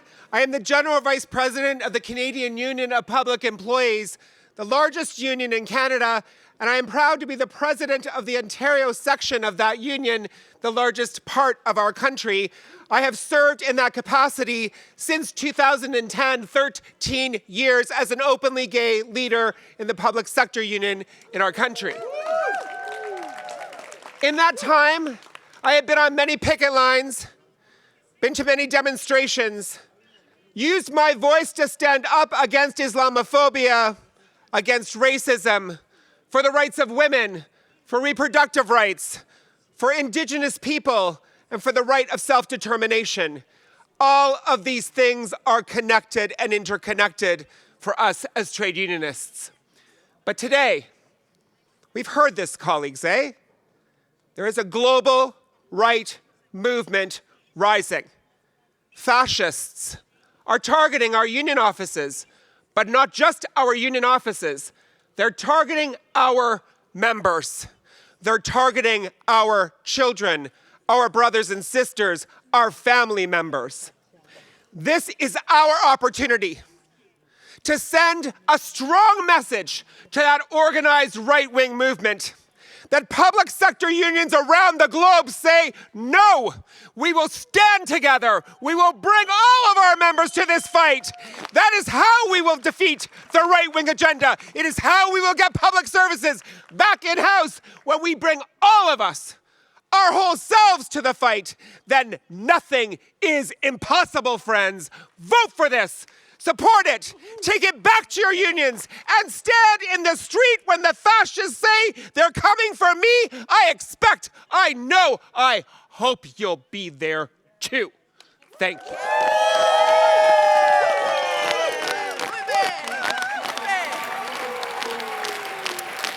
Tack. Thank you. Tack. Thank you. The next name? Thank you. Can I perhaps just explain? We had Resolution 7, which was withdrawn to the benefit of Amendment 28. And that's why I'm going to have the speakers talk now who had requested to speak under 7. Our colleague from ANVP Costa Rica, who had asked to address Resolution 7. Good afternoon, dear comrades. I would first like to thank all those people at this Congress who have defended this space and made it a safe space for the population LGBTQIA+, and that we can finally overcome the fear that we have felt for many years in our working place, and which is still a challenge for us. We are before you representing many colleagues, many comrades from the Inter-Americas who have struggled and fought to claim their rights. We present ourselves before you for colleagues who for many years have struggled to conquer this and that unfortunately no longer alive to be with us. Publics of PSI is a global trade union, and they have to give an example, not only claiming rights for us, the workers, LGBTIQIA+, but also to set up a story for the same as which the Committee of Women fought so as to make Convention 190 a reality that which fights against harassment in the workplace. But when we talk about doing away with violence in the workplace, when at the same time in trade unions we don't ensure that it is a safe space for LGBTQIA+. We have to work on intersectionality. We have to fight against all forms of violence and discrimination.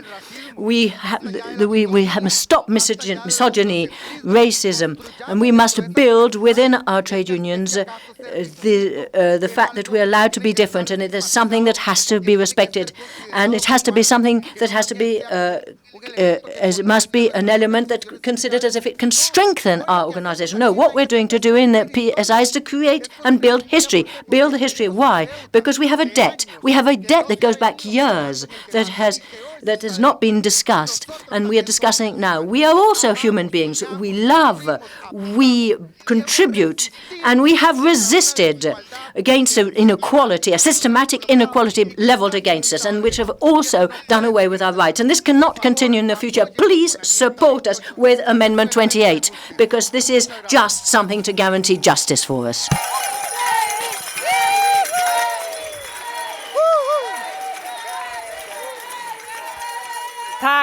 Thank you.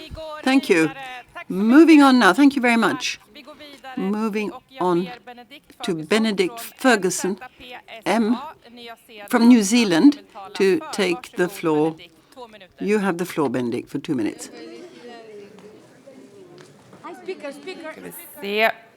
Benedict Ferguson, du ska bara kunna Benedict Ferguson, you need to get to a microphone. Go ahead. göra plats för talaren så att han kan. Can you make way for the speaker, please? Kia ora, e te whānau o te Public Service International. Hello, Public Service International family. My name is Benedict Ferguson. I'm the president of New Zealand Public Service Association. Not only am I the youngest ever president of the Public Service Association of New Zealand, I'm the first openly gay president of the New Zealand Public Service Association. I'm speaking in support of Amendment 28. When Congress votes to support this amendment, it will show the world how inclusive PSI is. After all, isn't that what the trade union movement is all about? We have a long history of fighting against all forms of discrimination, and this amendment strengthens our global position on this. There is much evidence out there that when governance groups purposely increase the diversity of those that sit around the decision-making table, they make better decisions and achieve better outcomes for their organisation. By supporting this amendment, this will further strengthen the great work PSI has undertaken so far for the LGBT plus community. To delegates in this room who might be considering voting against this amendment, I say to you, don't be afraid of this resolution, but think of it as the next step in the journey PSI is on in becoming a truly inclusive global trade union movement. Thank you.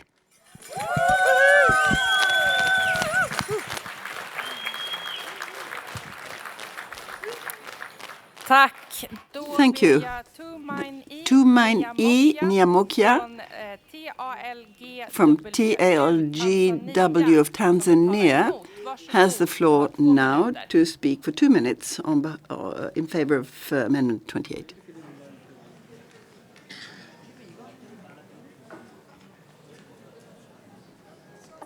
Har vi Tumaini Niamokia from TALGWU from Tanzania. Are you in the hall? Are you there? No. Om ni vill tala så måste ni snabbt meddela det. If you want to speak, you have to let the Secretariat know quickly so that we can process this before the end of the session. If you want to speak, let the Secretariat know as quickly as possible. Next name is Kaori Kambe from JECIO, Japan, wants to speak for the amendment. 2 minutes. Good afternoon, Congress. I am Kaori Kambe, a delegate of the Asia-Pacific region, and I'm speaking in favour of Resolution 7. In Japan, we still don't have any laws prohibiting discrimination against LGBT plus individuals. As a matter of urgency, we need legislation that can protect the lives and dignity of sexual minorities. Now, my union conducted an LGBT plus internal survey in 2021. The results showed that 6.6% of public service workers are LGBT plus, and they're more likely to be harassed on a daily basis than no LGBT plus employees. My union and the PSI Japan Council strives for workplaces, societies and trade unions where sexual diversity is respected and no one is harassed. We're working hard to increase allies, make policy proposals and put our requests forward to the government and lawmakers. No one should have their lives or livelihoods threatened, their rights violated, or be harassed because of their sexual orientation or gender identity. PSI is leading the way and is campaigning on a global scale to advance the rights of the LGBT plus collective. I'm extremely proud of these campaigns. So, I call upon PSI to further strengthen such efforts as an LGBT plus inclusive organisation. My heartfelt solidarity to you all. Tomo ni ganbaro. Let's work in solidarity. Arigato! Arigato! Arigato!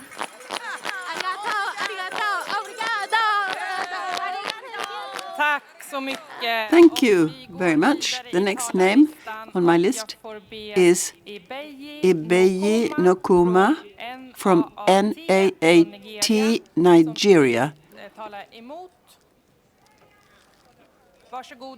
to take the floor. You have 2 minutes. Ibeji Nokuma, EC. I'm the president of National Association of Academic Technologists in Nigeria. The truth of the matter is that we do not oppose the right, we do not oppose in any way the right of LGBT to exist or to practice their beliefs. But where their right stops is where our own continues. The truth also remains that we cannot be forced to sell a drug we do not believe in its efficacy.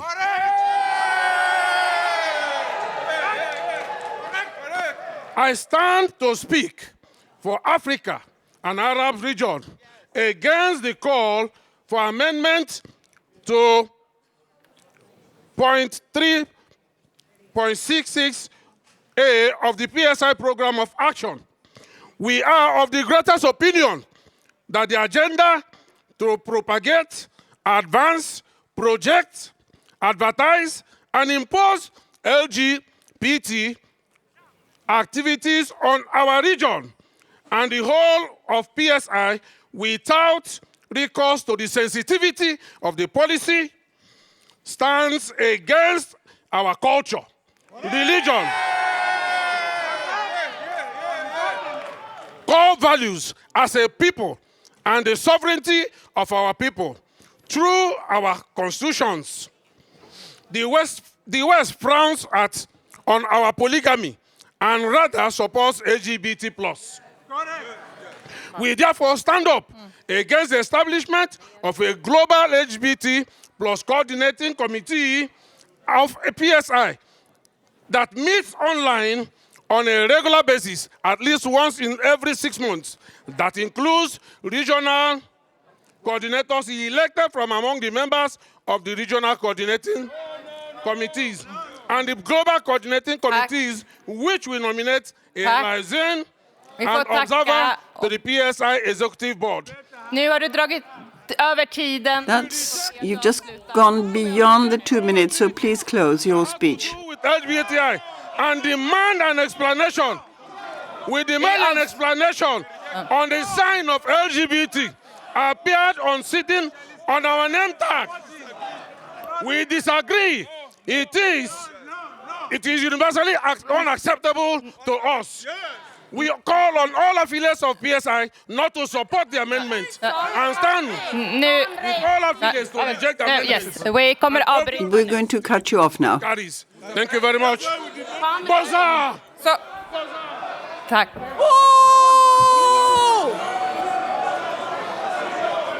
Tack, vi får be att alla återvänder. Thank you. Would you please regain your seats? Vi kommer fortsätta debatten här. Och We're going to continue the discussion. Would you please allow everyone in the room to speak? The next speaker is Maggie Norton from CGSU Australia. Maggie Norton. And the time will start to run as soon as we have silence in the hall so that you can speak. Okej, Rosa vet om ordet. Please.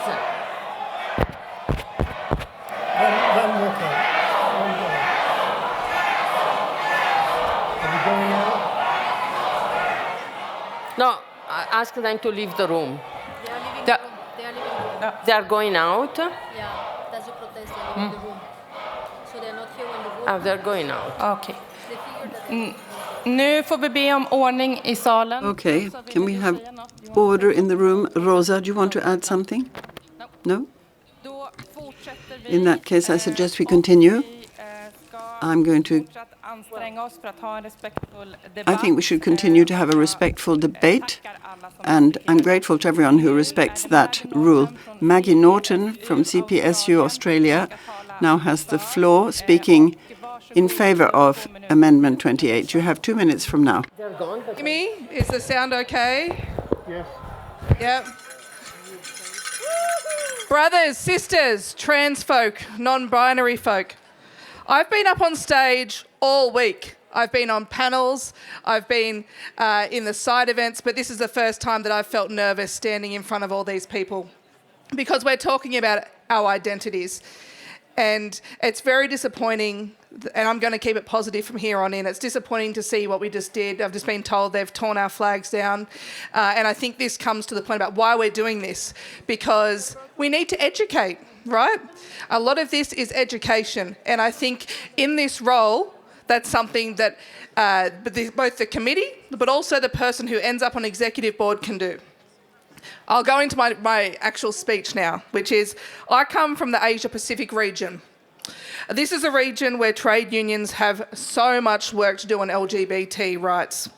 Our trans colleagues face discrimination and violence at work, with many forced into the informal sector without any labour rights at all. Our gay and lesbian colleagues are often forced into the closet to keep their jobs and to avoid violence. And like Linda said, I've been approached by people in this Congress today, who have wanted to talk to me about these issues, but they are not out. This is not a safe space for them. I'm okay. Sorry. Trade unions have a role to play. PSI has a role to play. Now, trade unions have been the place where I've been most supported in my life, but also the place where I've had to shrink the most to fit in. When I was in my early 20s, a local union official saw me out with my girlfriend. The next time I saw her, she said I should get a boyfriend and threatened to out me to my family. At an ITUC youth meeting, someone mentioned LGBTQIA rights very much in passing. I didn't even notice it, to be honest. But then someone went on a homophobic tirade. Homosexuality is a disease, it's a sin, and they refused to stay in the meeting and they left. Tack. Vi får be dig respektera tiden och avrunda. Yeah. Sum up. That was in July this year. There must be change within GUFs at the ITUC and at a global level, and PSI, as always, should lead the way. Asia Pacific young workers want to see change. They support the addition of this. I hope that today, minus our colleagues over here, Congress will vote for progress. I hope that Congress will vote for solidarity. Tack, Maddie. Thank you, Maggie. Tack. Thank you, Maggie. There was one speaker who wasn't in the hall earlier on, Agrippina Hurtado from USE Colombia. She's here now, so you can take the floor and speak for 2 minutes. Good afternoon, Congress. I'm Agrippina Hurtado.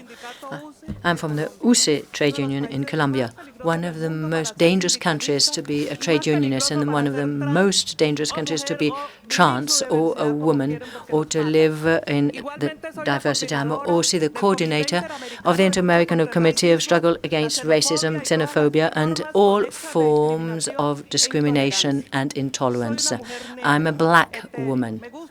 I'm heterosexual, I like men, but I'm supporting today this group of workers from different communities because within our committee we have worked on a differential focus that is enhanced by PSI. This focus has made us to understand intersectionality when the sexual orientation, the religion, the race, the social status, the caste are intersectional and to create new levels of inequality. And that is why we're here to fight against that, because PSI is programming inclusive trade unionism for everybody so that we can all fit in.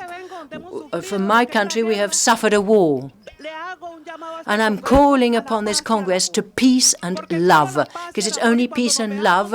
And when we look at each other in this diversity and in this respect, because difference unites us, but difference separates us, but respect unites us. And when we see the other as a human being that has rights and the rights to live, because our country, the diverse communities are killed in our country. So it's an appeal I'm launching to this Congress. We have to look at the others as human beings. We can't lose humanity, because if we lose humanity, the world has no reason to live. We have to retrieve humanity. And we only be able to do that when we respect difference, when we look each other in the eye. That is the call that I am launching from my committee. We have to work on all these issues of inequalities that impact equal opportunities so as to carry dignified work, as mentioned in the ILO. We really launch an appeal, and that is why we're here supporting amendment number 28.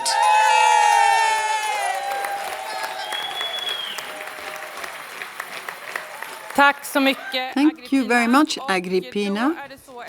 Now that we have had speakers against the amendment, Elaine Leone now has a chance to respond. Elaine, would you like to take advantage of that opportunity, in which case you have 3 minutes to do so.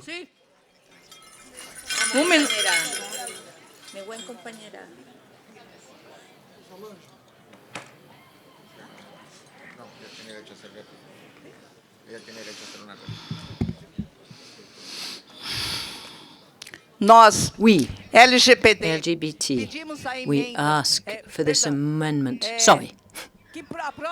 We ask you to carry this amendment, which is absolutely essential to strengthen the struggles of LGBT workers. We have to create a global committee to evolve in trade unions organizations so as to protect and move our rights forward. We understand that the LGBT movement in Europe exists. Sorry.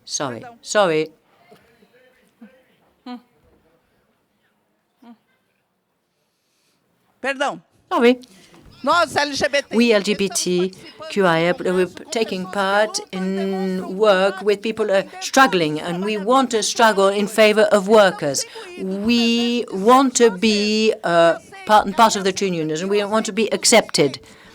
We don't want to have to fear. We want to be able to work in our rights to occupy spaces of power have to exist. We want a trade union which is an inclusive one. We want to set up a global committee, and this is the crucial way of making our claims possible. We're not asking for a resolution. It's a compromise with the evolution of community, and when expecting the full respect of others. We really want to make the LGBT amendment, and then we would be strengthening the position of each and every person.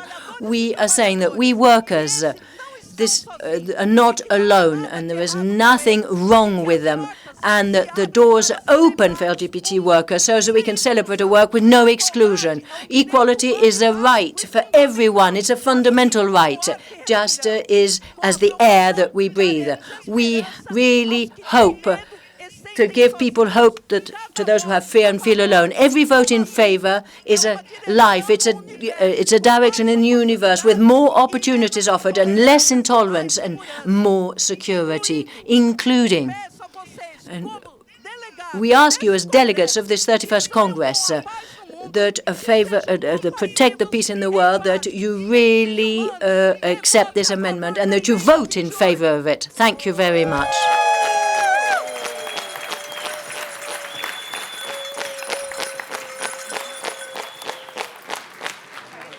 Thank you very much, all of you. Would you now get ready to vote, please? We've heard from all the people who wanted to address Amendment 28. So will you perhaps please get ready to vote? Would those in favour of approving the affiliate amendment number 28 please raise your delegate's card?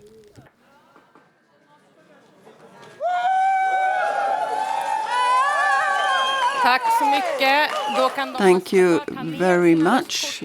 Now you can put your hands down. Yes. I now ask those who want to vote against Amendment 28 to raise their delegates' cards. Anyone against, opposed to number 28? Thank you. Congress has adopted affiliate amendment number 28. It is carried.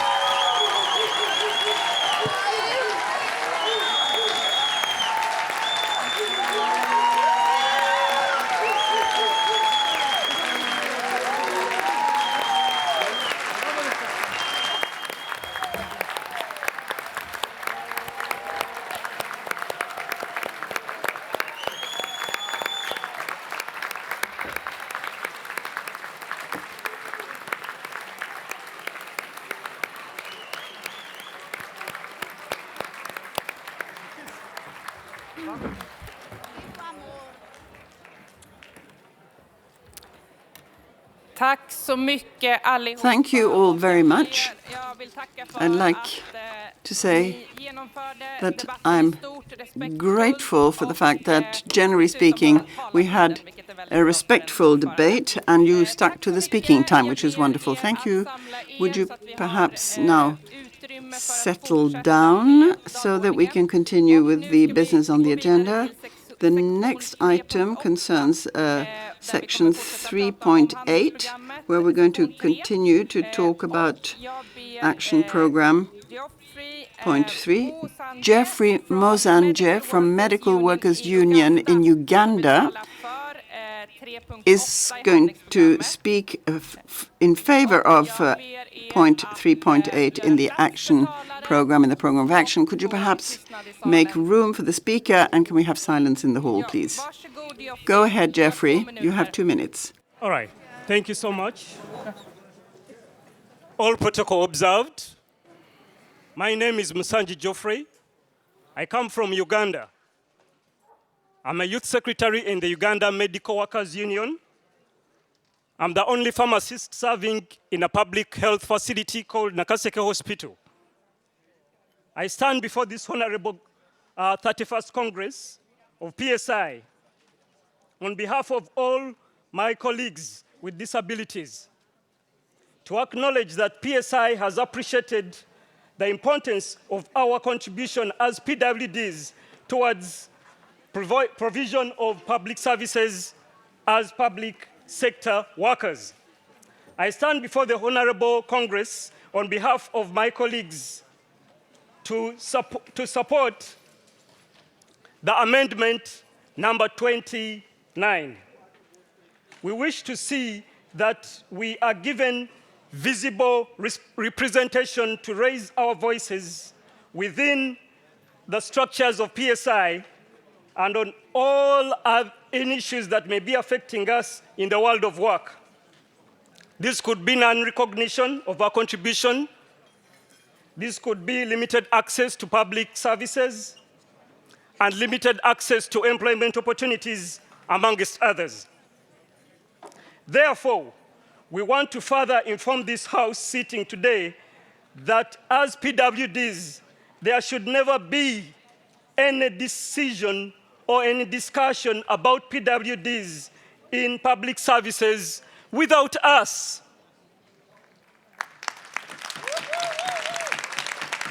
Yet it is actually about us. And so we strongly support the initiatives that have been put under the Program of Action on Workers with Disabilities, as we are a community that many times is put behind the curtains, and yet we are qualified to offer services, and that's why we are referred to as public sector workers.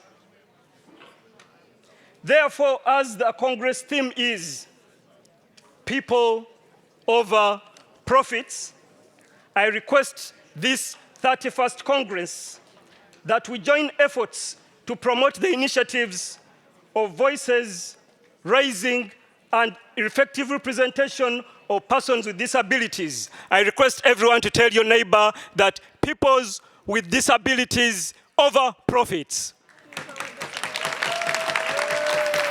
Thank you so much. Thank you, Geoffrey. I'm going to give the floor to Nyota Mulkar from Montserrat Civil Service Association, who is going to address point 3.8 in the program of action. You have the floor for 2 minutes. Montserrat Civil Service Association. My sisters and brothers, good afternoon. I stand before you in full support. Comrades, we must all be committed to championing the rights of workers with disabilities, to join in the pursuit of a just and inclusive society, and collectively champion PSI devised comprehensive program of action. Be resolute in our mission to campaign ardently for social inclusion of persons with disabilities in public services and their employment. This initiative is centered on raising awareness, education, training, and dedicated to dismantling stereotypes and prejudices that surround disability.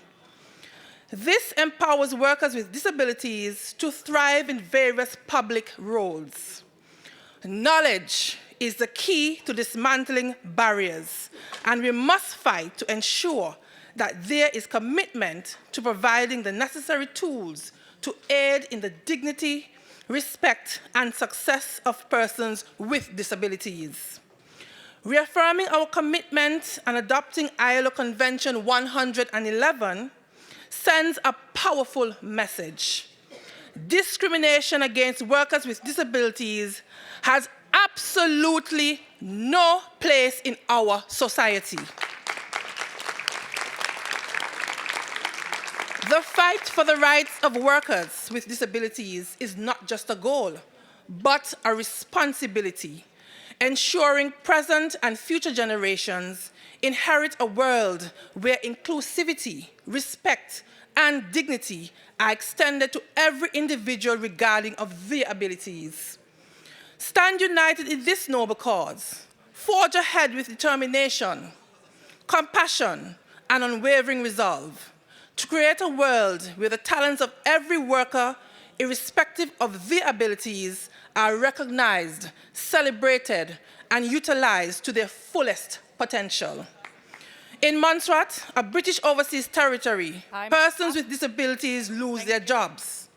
My comrades around the world, please, international solidarity for the ensured rights for workers with disability. I thank you.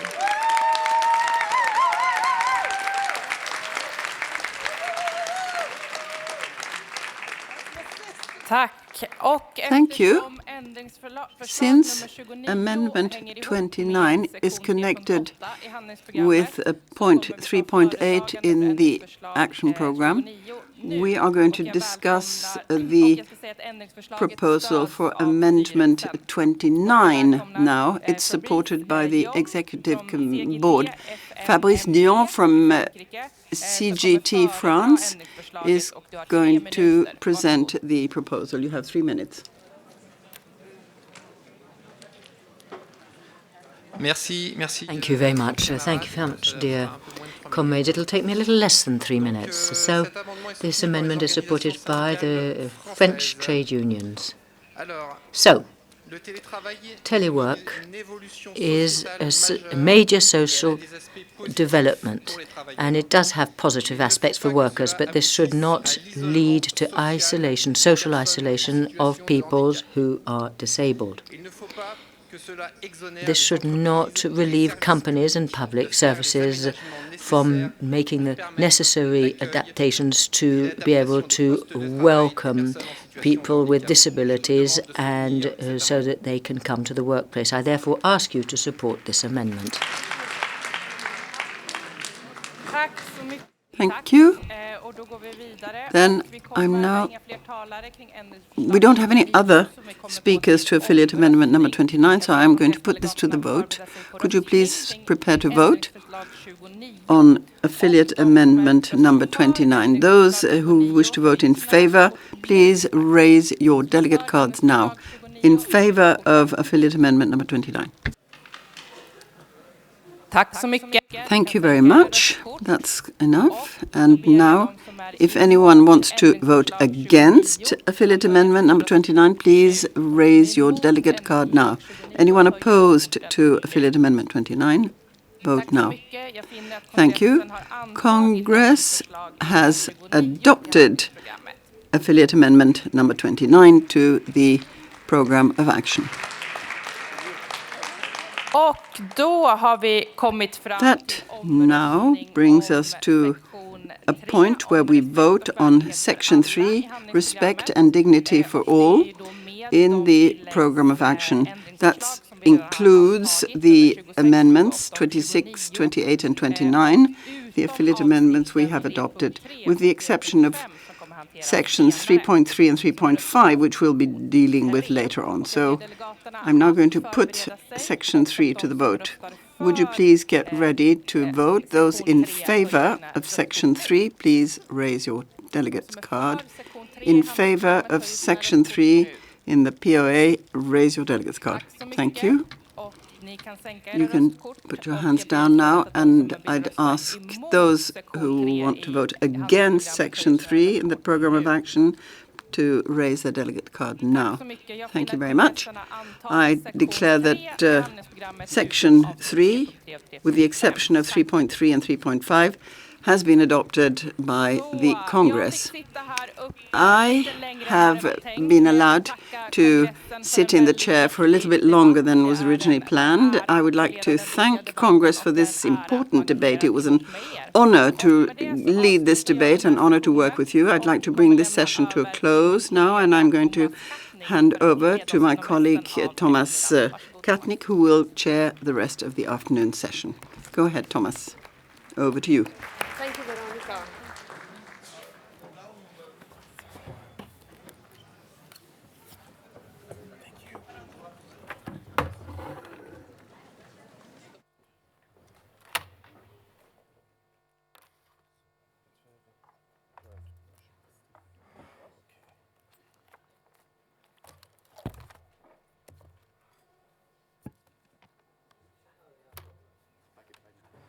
Yes, of course, Dave.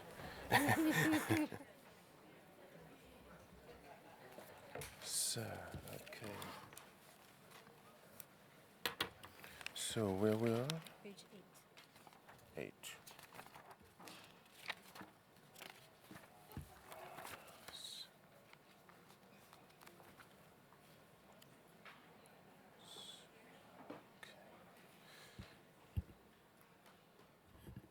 So, hello.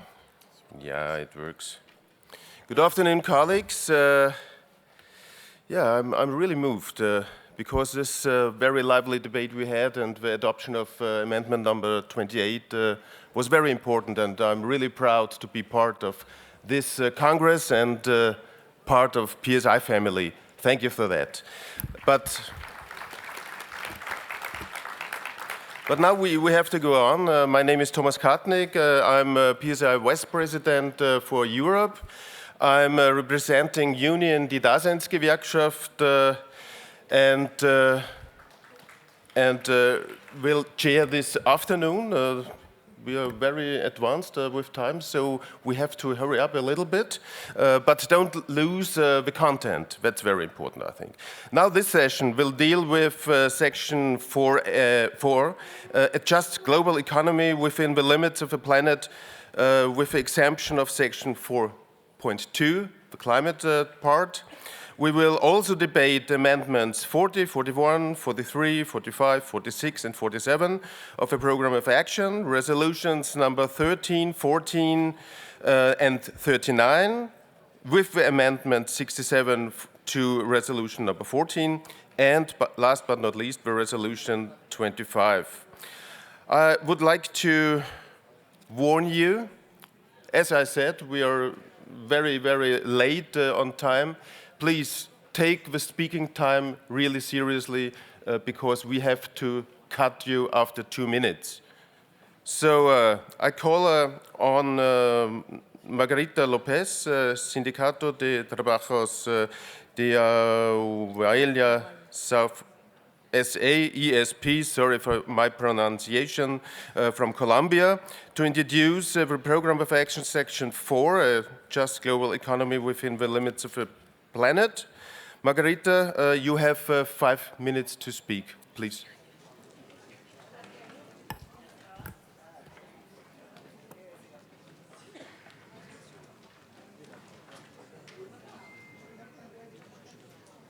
Una economía global justa. Indeed, a fair global economy is possible. Dear comrades, dear sisters and brothers, a very fraternal and warm greeting to you this afternoon, where we have just spent some extremely important and emotional moments. I think we were all moved.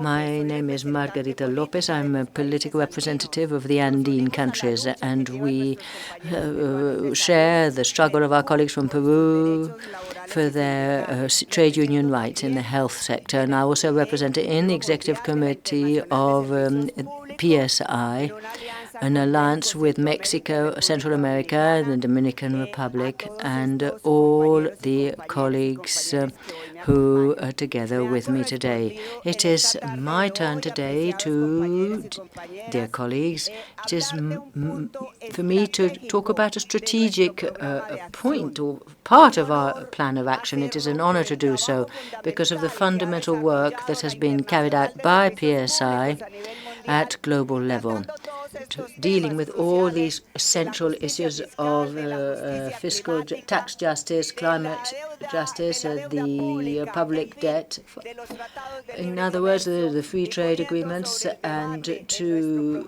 include the debate in our program of action, which of course has been restructured progressively, and these issues do relate to the dreams of those who believe that a fairer world, more human world, more egalitarian world is possible.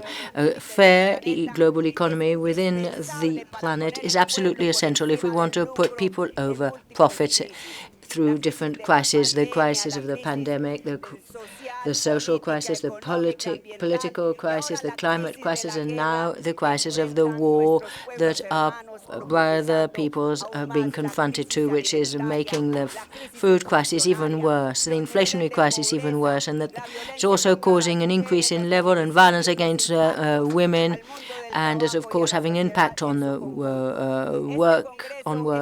So we at this Congress, we are asking to really include a very complete agenda in our program action to ensure a fair world which guarantees access to decent work, to living wages, and to a fair distribution of work, and the control of tax evasion and corruption, that it respects the rights, the labor rights, and that recognizes diversity and empowers women's rights. So we have to fight. We have to fight so the international policies do not continue to be influenced by the agendas of multinational corporations and which make wealth through the financialization, the precarization of employment, speculation, tax evasion, jeopardizing the sovereignty of our governments, which have fallen under the control of this savage capitalism that is trampling us every day. We need a transformation of this neoliberal economic system, which continue to favor monopolies and the extraction of wealth and financialization. It is time to come back and imagine the role of a progressive state that is strengthened and that ensures redistribution and that does take care of social inequalities and that funds the access to public services of quality, and that ensures the sustainability of social services, especially care services and health services, and ensure also to defend the climate and ensure the respect for human rights, fundamental human rights, and that all this be put at the very heart of our debate. We have enhanced in our global trade union, we have set up strategies to create a sustainable and fair global economy as part and parcel of these commitments with the sustainable development goals. It is not possible to have an alternative economic system without a reduction and drastic drop in the massive power of private interests and corporate interests. The PSI and its affiliates are committed to strengthening the local economies and regional economies. We promoting strategies to this end, and we will continue to calling into question the abusive tax evasions of international companies going to tax havens. And we will, to the extent possible, we will cooperate so as to avoid tax evasion and corruption, and we will demand financial transparency. And this we will demand to all organizations of our PSI to declare the member. We have to show that we comply this so as to also guarantee financial stability of our global trade union. Dear comrades, a fairer and more just world is possible. If we can dream of it, we can achieve it. We have to create the pathway to achieve this, and we have to approve this strategic part of our POA for the next 5 years, 2023-2028. And we have to put people over profit. Thank you very much, dear colleagues. Thank you so much. ¿Eficiente o no, Thomas? Thank you so much, Margarita. Well done. Thanks. I will now take speakers for Section 4 of Program of Action. After that, I will take speakers for and against the amendment. Now I call Annie Guerin from PS Link in the Philippines to speak on the Section 4 of the Program of Action. Annie, please.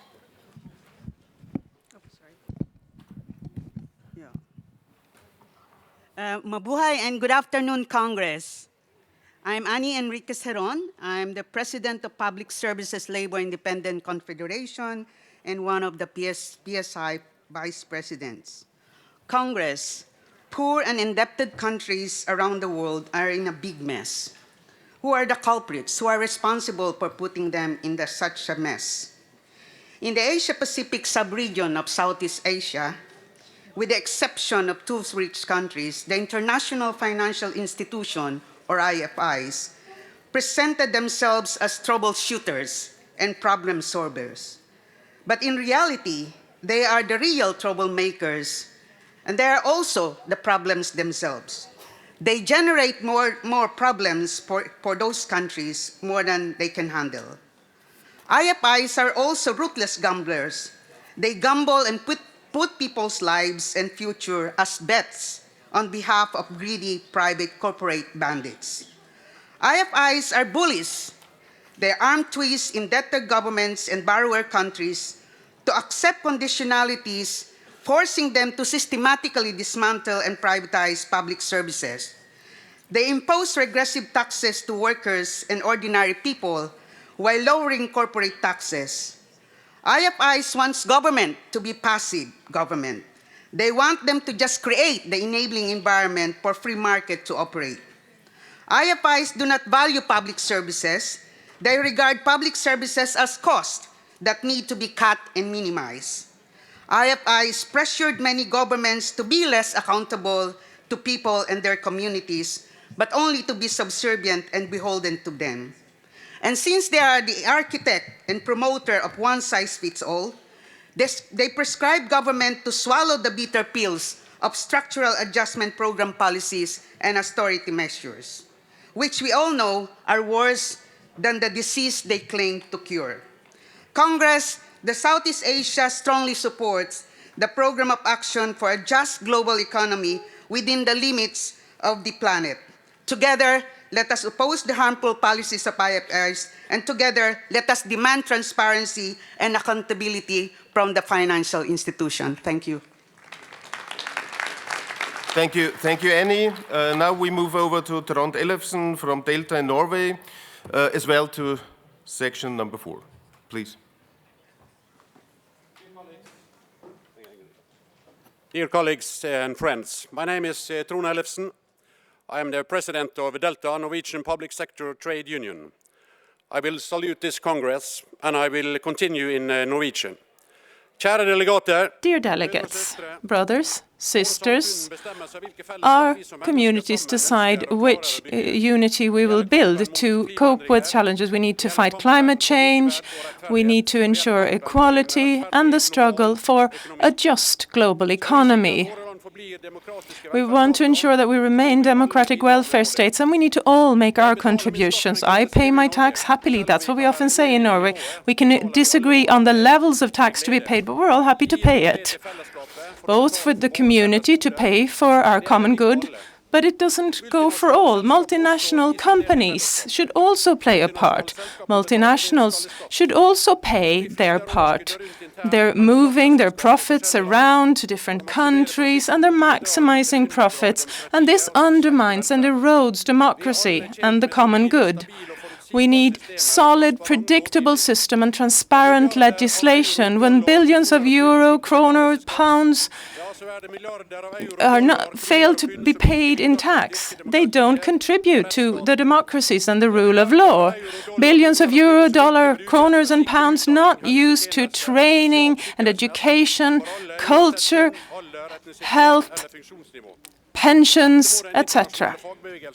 The international trade union movement is against this. We need to avoid tax evasion, tax planning. We don't want to promote criminality. This all erodes the public sector. The social dialogue is important for us in the trade unions to ensure the quality of life of our members, so that we all can have part of our common goods and our values that we share. People over profit is the name, the motto for this Congress. Comrades, this is a duty for us all. Those of us who need to work together with everyone else. This is like a ticking bomb. Multinational companies with their dollars and kroners and pounds, etc., are evading with huge values. The president is asking to interrupt. We need to make sure that these multinationals also pay their taxes. For us, for the international trade union community, we need to make sure that it's a matter of values, a political action, and for our future. Viva PSI. Thank you. Trond, for your intervention. And now I call Daniela Rauchenwarter from Good FSG. Please, the floor is yours. My name is Daniela Rauchwater. I'm a trade unionist from Austria. I'm addressing point 410, digitalization. Of course, digitalization does not stop at public services.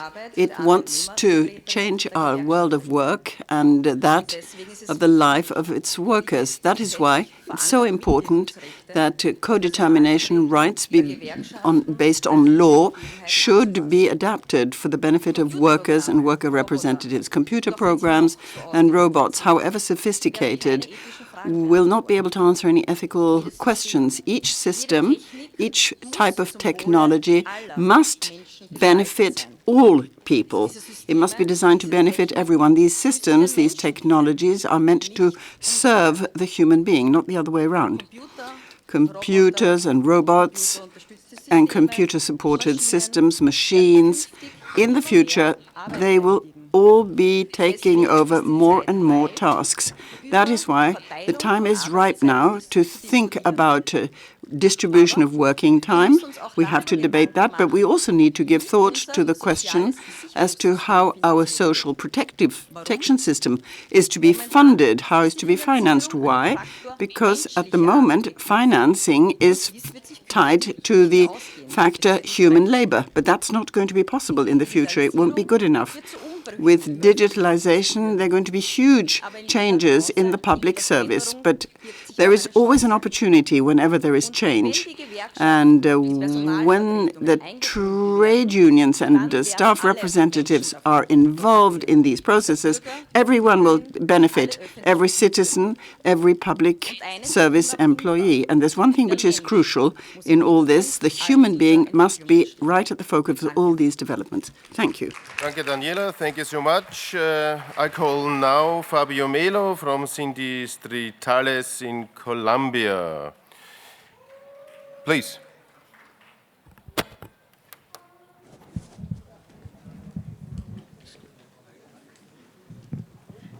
Cordial saludo a todas y todos. Warm greetings to all participants to this Congress. We would like to raise some elements in favor of the resolution, amongst which we have to start by saying how in our region, more specifically in Colombia, the neoliberal movement has failed. But this failure did take with it an enormous amount of deaths and a serious economic depression, and has left some terrible traces.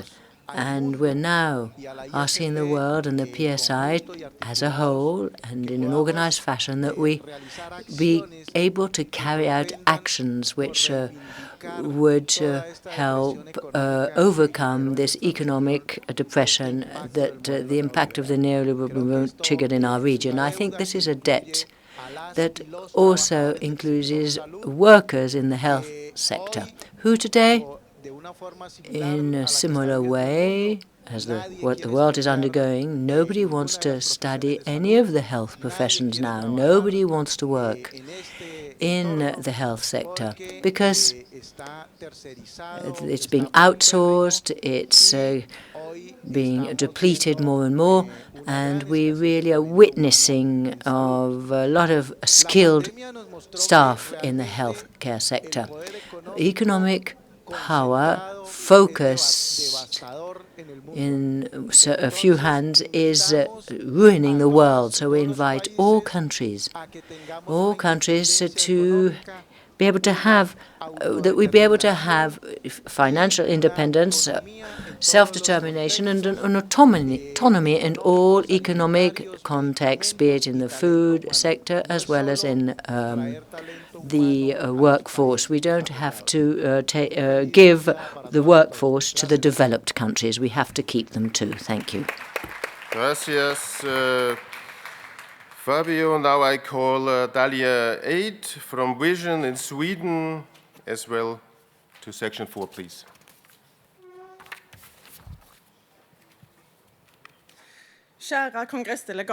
Dear colleagues, dear delegates, it feels terrific to be standing here before you and to celebrate democracy. PSI, our organization, represents a huge part of the trade union movement across the world. It's one of the largest democratic movements in the world, and that's something we can be proud of. But it also carries with it great responsibility. It's never been more important than today to stand up for and defend democracy. Democracy, democratic rights and trade union rights must never be taken for granted. In our work as trade union representatives, we have a huge responsibility and have to represent a great deal of trust. My name is Dalia Aid, and I represent thousands of trade unions from the trade union Vision in Sweden. I bring you their greetings. Delegates, the General Secretary of the United Nations has warned that the world is heading for collective suicide unless we take huge, major steps against climate change. And our members experience this at the place of work, both directly and indirectly. We need to pool our forces. We need to have an impact on society, not tomorrow or sometime. We have to do it today. Above all, we need a fair change based on solidarity, and the richer part of the world must take a greater share of responsibility. The cost of not changing would be far too great. These changes in climate could threaten all our future lives and living and working conditions. Fellow trade unionists, more influence and participation at the workplace are a key ingredient of successful mastering of climate change. Greater involvement of workers can avoid obstacles and help progress. The pressure must come from below. Let's take advantage of the fact that we are so numerous. Maybe the PSI should have a climate committee. We, as an important democratic movement, need to take the lead the movement for a fair and just transition that's based on solidarity. Thank you. Martins from Pinheiros in Brazil, please.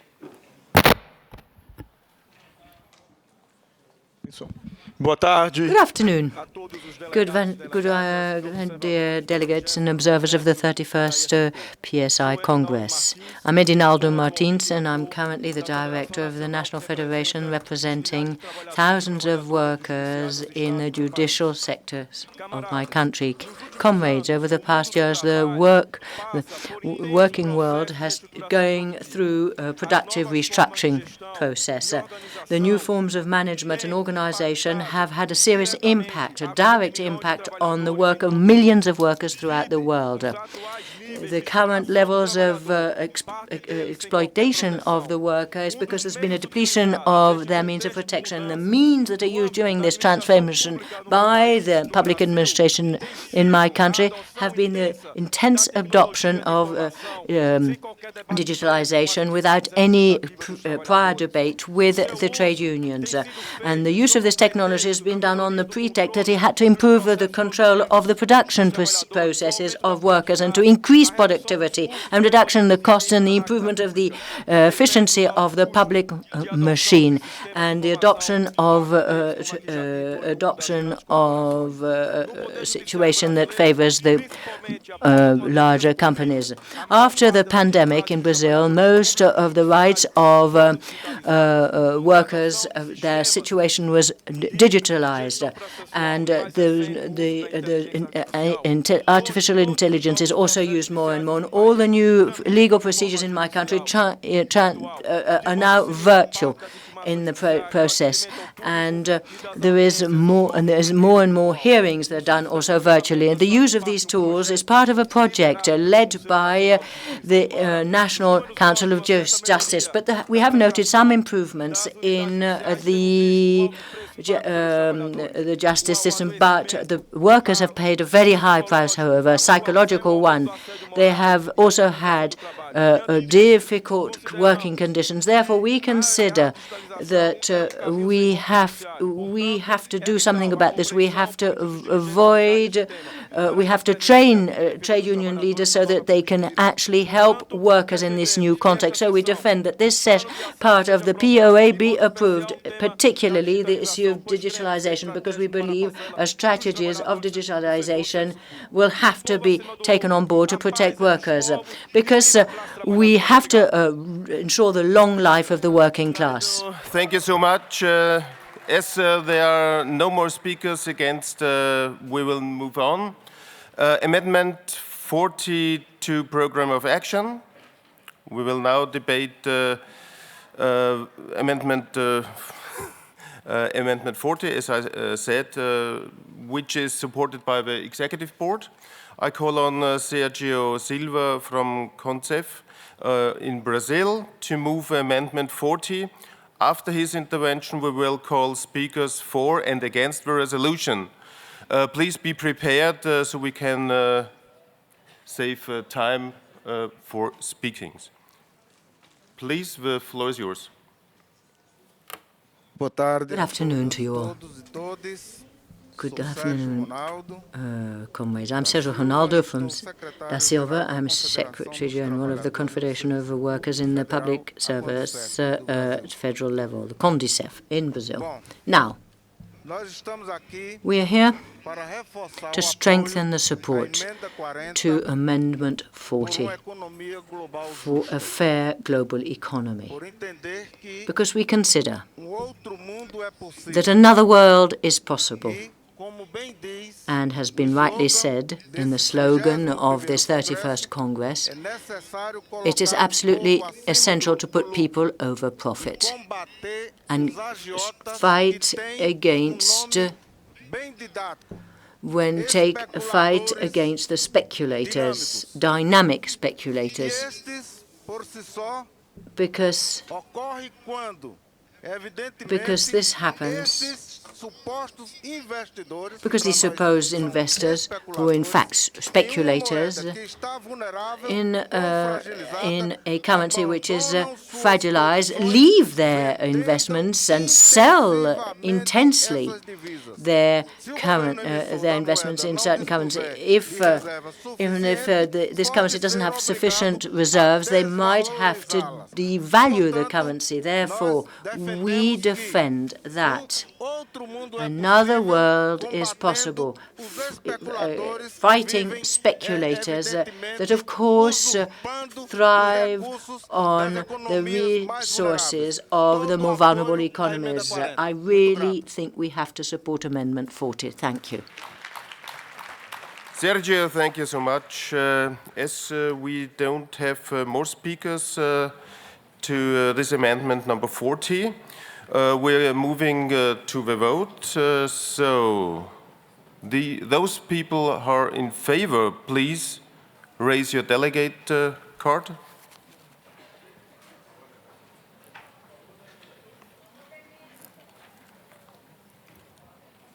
Thank you so much.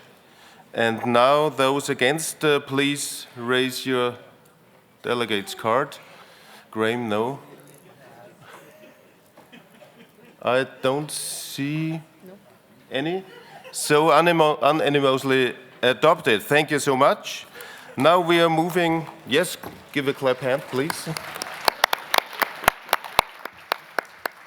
So now we move to Amendment 41. We will debate now the Amendment 41 on Section 4 in the Program of Action, which is also supported by the Executive Board. I call Philippe Malaise from Interco CFDT in France to move amendment number 41. Philippe, you have the floor and 3 minutes. Thank you, please. Thomas. Thank you, friends, sisters, brothers. I speak on behalf of all the French unions. Corporations take advantage of the fact that they have infrastructures and services that are provided by local and regional administrations: roads, water, waste collection, electrical networks, communication and transport systems for their employees. When the corporate activities have a detrimental effect on the environment, then it's the same municipal authorities who are called upon to restore the environment. Our companies cannot consider that they are extraterritorial. They are where they stand, especially when it comes to preventing and protecting ecosystems and moving towards a decarbonated world. So here, corporations must contribute to innovation and putting in place of short circuits. They must help to finance transition and reduce damage to the environment, cleaning, water processing, waste processing, renaturalization of soils, etc. We can no longer agree to having corporations which believe that they are situated in a limbo, which are not concerned by their social and environmental surroundings. In summary, I want to say that in a particular territory, a corporation cannot simply be a parasite. They can't use up everything in that territory without giving anything in exchange. So we demand that corporations work in symbiosis, a symbiotic relationship, so that they provide the area where they're implanted with something that helps them to continue to support the surroundings. The French unions therefore ask you all to support this amendment. Thank you. Merci. Merci, Philippe. Thank you so much. As we don't have any other speakers, so we are going for a vote on the amendment 41 of the section 4. Please, those in favor, please raise your delegate card.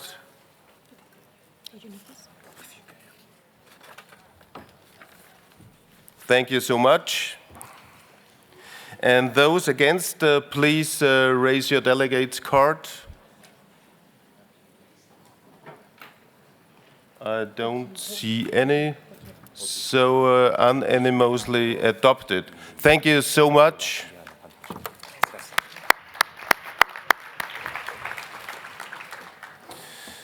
We will now debate amendment number 43 to section 4 of the Program of Action, which is supported by the Executive Board.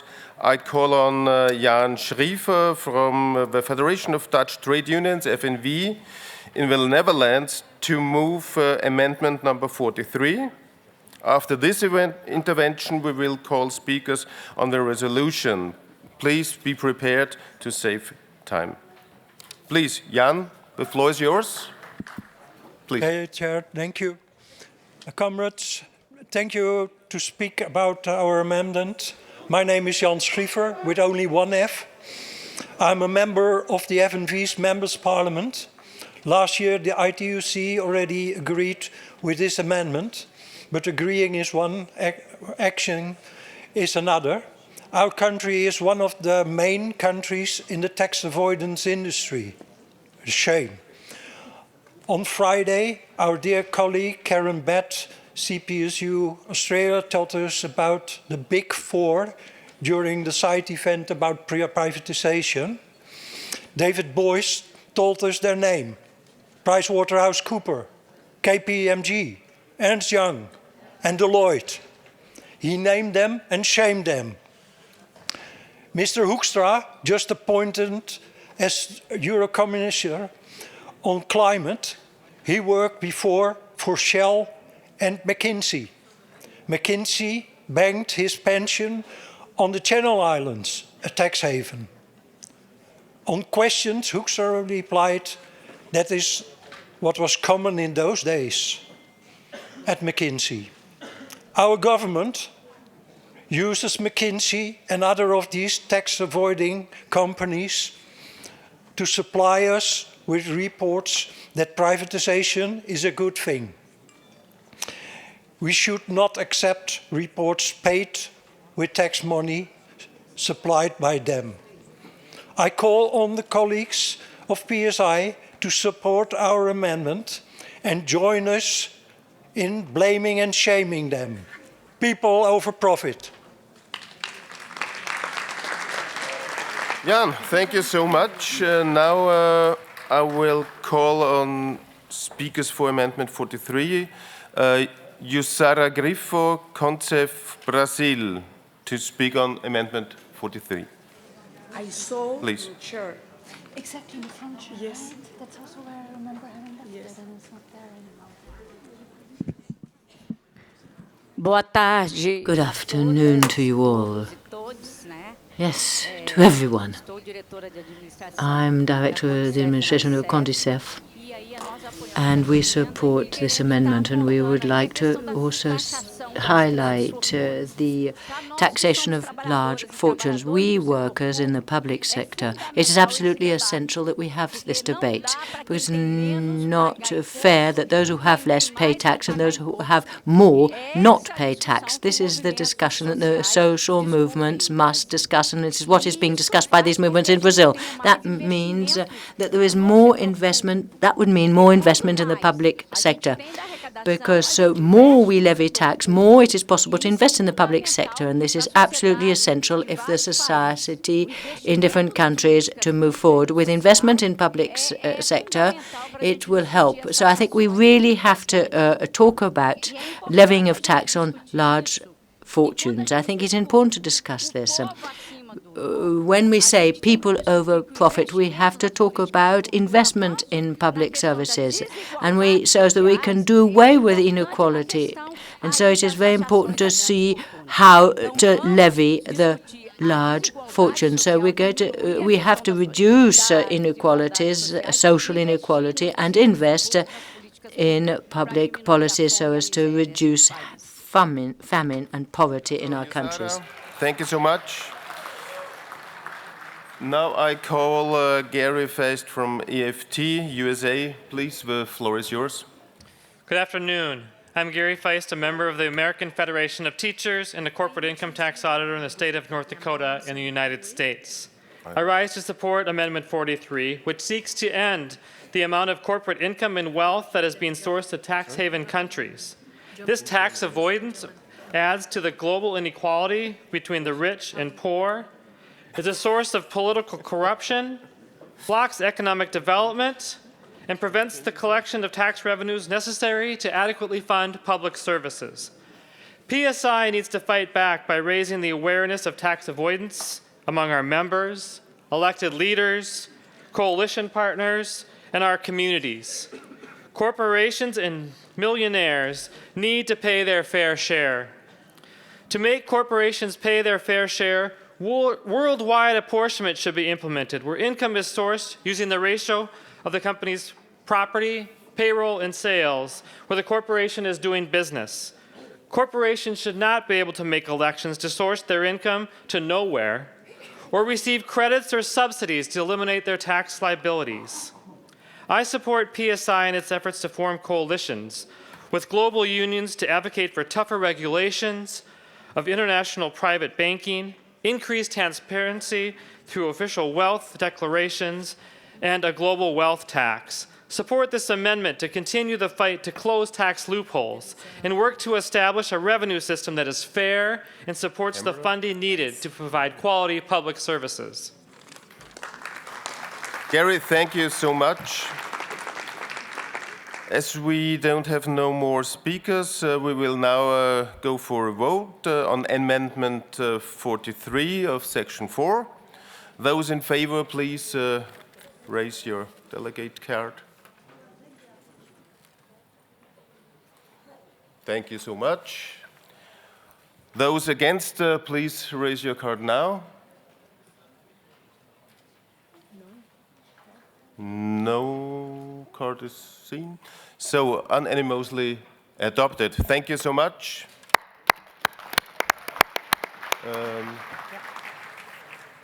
One question. Has anyone found a camera lens? Maybe here in the room or outside? If you did, please, can you hand it out to the front desk? So, now we follow up in the program. Now we will have a debate on Amendment 45 in Section 4, which is supported as well by the Executive Board. I call on Ingrid Clement, CFDT Interco from France, to move Amendment 45. Ingrid, you have 3 minutes. Please, the floor is yours. Merci. Thank you very much. Good afternoon, dear comrades. Amendment 45 that I'm come to talk to you about is carried by all French trade unions. As this has already been said a few minutes ago when discussing Amendment 41, companies benefit from the infrastructures and the services provided for by local authorities so as to carry out their activities and their profits. Thanks to the workers of local and regional municipalities, companies have the opportunity to bring equipment and to send mail, to connect on networks, to get administrative assistance, etc. When the children of workers of a company are taken on board, when the company is looking for workers, when they have to manage, for instance, a fire or a security issue or a healthcare issue, it's also the workers of the local authorities and regional authorities that are asked to help help and, of course, supply very precious service. There are many other examples of the essential support that is provided by the local public service to companies that are installed on a given territory. These services and these infrastructures are, for the most time, provided for a very low contribution, far lower than its true value. It is true that a territory does have to get economic activities and, of course, tries to offer a context which is favorable to citizens as well as to the companies and workers. But as this was recalled this morning during our first panel, very often funding is lacking for local municipalities, and it is workers, our colleagues from the local and regional public services that suffer from the consequences of this. The impossibility of providing quality service to the population with too much of a workload and a lot of precarity in their jobs, so that workers in local and regional public services be better recognized and that their work have all its meaning. We demand that companies pay a fair share of the funding for local public services. Once again, we reassert that the company cannot consider it's sort of in limbo outside the territory where it is working from. When creating the wealth, when the company creates wealth, there must be a fair share of this then reinvested in the services of the local and the public services. This is the very meaning of this amendment that all French trade unions are asking you to carry. Thank you. Merci, Ingrid. Thank you so much. As we have no more speakers, so we can move forward. Graham is well prepared as well. And for those in favor, please raise your delegate card. Thank you so much. Who is against? I don't see any cards, so unanimously adopted. Thank you so much for that. Now we move on to the debate to Amendment 46 of Section 4. This is as well supported by the Executive Board. I call on Edison Cardoni from CONCEF Brazil to move the Amendment 46. After his intervention, we will call speakers for the amendment. Please be prepared to save time. Edison, you have 3 minutes, please. Thank you very much. Good afternoon. Brazil is a country dominated by imperialism, just as other countries in Latin America and elsewhere in the world. We are witnessing that imperialism can give serious attacks against democracy, with, of course, for instance, the sticks that we used in Chile in 70, also against judges. Today, President Lula has come back as a president thanks to the struggle of the Brazilian people. He was in prison before that 180 days. And he was the victim of an operation called Lava Jato, which was a criminal one that was undertaking and that condemned him without any evidence. The Lava Jato crimes was to establish direct crimes with the Justice Department of the United States. And this meant that we had 4 years of Bolsonaro, and one of the thrusts of his activity was to dissolve public services. Yesterday, there was the second election in Ecuador, was a billionaire with only 4% of difference when the company, the party of the citizen relationship. And so it is and there was a lot of attitude against the vice president who was in prison 4 years after being condemned without any evidence, with the help of the press. So I'm launching an alert against lawfare, against the use of the law to prosecute workers and the people. This alert is even more necessary because there are some sectors in our very movement that use the struggle of classes in the wrong way and do not understand that attack against a political party is an attack against all. And very often they fall within these false accusations. So we're launching an alert. I think we have to really take care when we have the accusations of corruption or other types of accusations, such as Assange, of all those fighting against imperialism. We workers of the peoples in countries dominated by imperialism, we have to, and we need the support. We must be able to continue to have the support of the imperialistic country workers, because the workers of the world have to give hands so that we can fight against these imperialists, so that they set up policies that destroy our rights. PSI, we really ask PSI and all those in PSI to vote in favor of this amendment. Now I call on Macarena Fernandez from APOC Argentina to speak on Amendment 46. Please. Buenas tardes. Good afternoon. I am speaking to you as a Secretary of the International Affairs of CEPOC and representing the Network of Workers, Control and Justice of Latin America. As you all know, corruption sapped trust in the government and weakens democracies in all and freedoms, the resource of public services, hampers democratic development and increases inequality, and it clearly impacts society as a whole. Those denouncing such irregularities are often faced to reprisals and to harassment.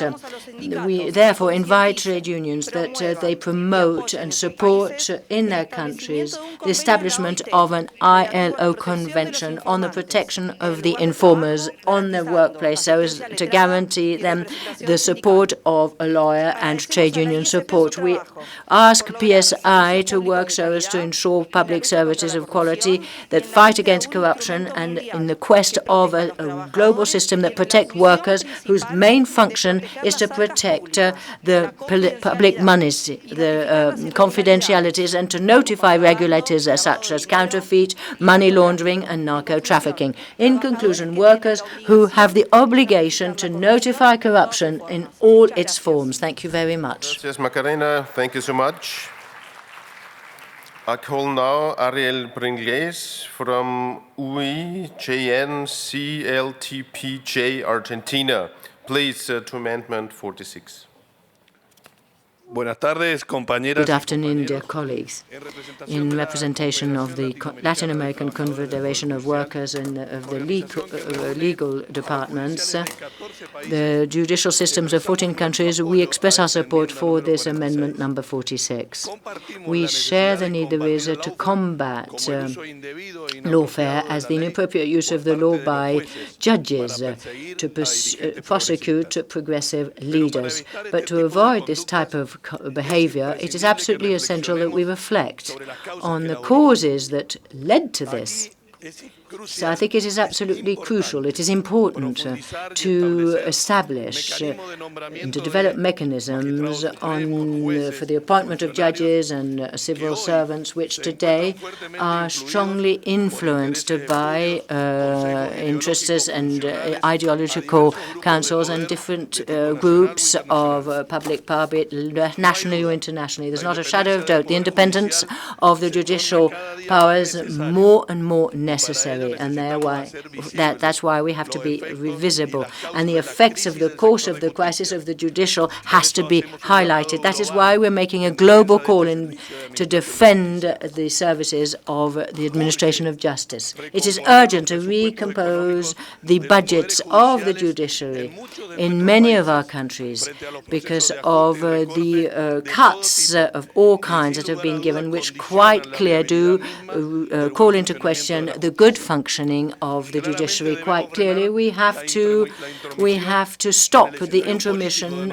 of the political global into the justice system and the resorting to illegal procedures which are a threat against our democracy and suggest the systematic violation of social rights. To this end, from the trade union movement in the patriotic services of our nations, we have to work united, and we have to see how we can act and how we can participate so we guarantee solutions against these practices. For instance, what have we just mentioned? That is the protection of those denouncing realities. And I think we count on the PSI here, finally, as judiciary, independent judiciary, and with the organized workers involved in the design of the judiciary. Without a shadow of doubt, we will be able to reduce actions such as lawfare, which has committed so much damage. Yes, Ariel, thank you so much. We now move to the vote. Who is in favor of Amendment 46 of Section number 4? Who raises his delegate card? Thank you so much. Who is against the amendment? There's 1, 2. Was this a mistake? Yes, okay. No. Nobody against. That means unanimously adopted. Thanks. So we move over now to the debate for Amendment 47 of Section 4, supported by the Executive Board. I call on Odd Hallgeir Larsen from Fagforbundet Norway to move Amendment 47 on behalf of the Nordic constituency. After his intervention, I will call all the speakers to be prepared. Please, Odd, the floor is yours. Tack så du. Thank you, President, Congress. It's important that our pension money and the members' pensions are managed in a wise manner. We can use this money, the world can use this money to promote the green transition and to promote that companies who take the interest of workers seriously can be assisted. But I quote, "The workers' pension funds must not be invested in businesses operating in occupied territories," quoting from the amendment. And why not? In occupied territories, there's a lack of governance of your own territory and people's lives. In occupied territories, there's a lack of democratic rights in how the areas are governed. There's no control of companies setting up business there, businesses who often do the work of the occupiers, and tax income will also go to the occupants. They take over the rights of workers.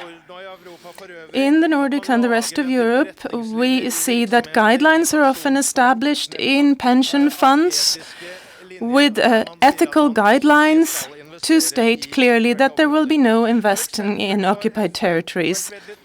The UN has been very clear, for example, to say that all trade with goods from Western Sahara must not be permitted, and income should be something which the local population are entitled to. We should use our pension money to develop our societies, the civil society, and to benefit the population.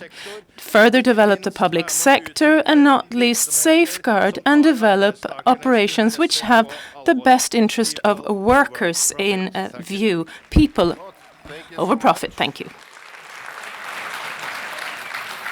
I call now David Donoghue from Unite the Union in UK to speak to Amendment 47. Thank you. David Donoghue, Unite the Union, speaking in support of Amendment 47. The right to boycott is a peaceful and legitimate form of protest that has been a fundamental part of the history of our collective struggle. The trade union movement has a long history of solidarity with the most oppressed people in our world, and boycotts have been key to this work. Boycotts are a clear message by civil society against entities that oppress or commit crimes against others and against companies that are complicit with those regimes. Over the years, Unite has supported many boycott campaigns from Chile to Colombia, Turkey to Myanmar, Palestine to South Africa. However, in the UK, the government has introduced legislation that will ban boycotts of Israel in our public services, and that will make it law that they will only be allowed to invest in line with government foreign policy. This is an attack on our very basic democratic rights, a threat to our local democracy, and a restriction on our freedom of expression. The legislation will limit the ability of public bodies to make ethical choices about spending and investment, and crucially, will violate the rights of individual pension holders to invest their pensions consistently with their values. Congress, it cannot be said enough, if this bill had existed in the 1980s, it would have been impossible to build the boycott campaign that helped end apartheid in South Africa. This bill specifically targets the boycott campaign in support of Palestine. Unite has long supported the people of Palestine in their struggle against the apartheid state of Israel. We have a very clear policy of boycott, divestment and sanctions against the Israeli state and the companies complicit in their crimes. We fully support this resolution and will continue to fight back against the UK government's attempts to attack our freedoms. Trade unionists of the world, we must unite in solidarity, because only together can we build a better world, where we will continue to call for boycotts, sanctions and divestments of all those who are complicit in apartheid, illegal invasion and occupation and human rights abuses. Thanks, David. Now we will vote on Amendment 47. As you be aware, if you are in favor, you have to put the delegation card. Thank you. Who is against?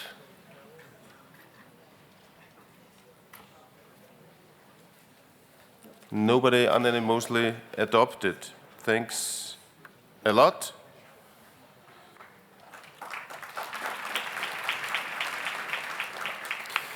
Now we will vote to adopt the Section 4 of the Programme of Action, except Section 4.2, including the amendments we have adopted. That means Amendment 40, 41, 43, 45, 46, and 47. Who is in favor? Please raise your delegate card.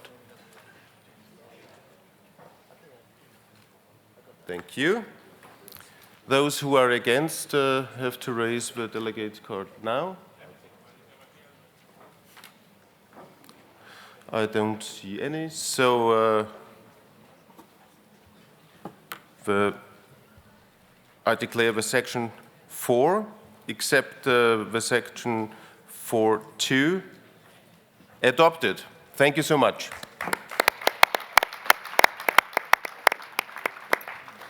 Now we move to affiliate resolution number 13, which is supported by the Executive Board. I call onGanisani Twangatanga, sorry for my pronunciation, from the Water Employees Trade Union of Malawi to move resolution number 13. Please, the floor is yours. Thank you, the moderator, for giving me this opportunity to speak. My name is Ganizan Tianga from Malawi, a chartered accountant for ACCA, Secretary General for Water Employees Trade Union of Malawi, Chairman for Public Service in Malawi. On behalf of unions in Public Service of Malawi, I want to request for Congress to know that Malawi, unlike other countries, have got massive debt. These debts have faced now a situation which is unbearable. As you are aware, debt is cheaper than equity, but grants are better to improve the welfare and to improve more the living standards of the people. Government has put some measures in order to pay back the debts. These measures are not good for unions. Low increment for salary, cutting costs on budgets and other budgets line for public services like water. That is 39. Malawi also faced another problem on climate change. It first, the Cyclone Anna, Cyclone Fred, and other challenges in that side of the SADC region. These problems also contributed that Malawi should have problems in payback the loan. My duty this afternoon or this evening Congress is to request you and to call your support that this date should be cancelled and a better grant should be awarded to these countries. It's not only Malawi, but it is placed across the world. The conditions of the loans are not better. The interest rate and the composition of the grant and the debt itself. So I request the Congress and members at large, comrades, so that we can save the youth for immigration, demotivation, and low membership to the public sector. Thank you. Thank you, Ghanisani. As there are no more speakers, we will move now to the vote on resolution number 13. Raise your delegation card if you're in favor.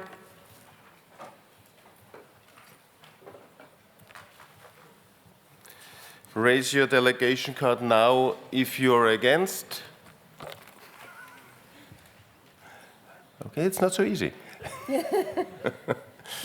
Okay, thank you so much. I see that there is an unanimously adoption. Thank you so much.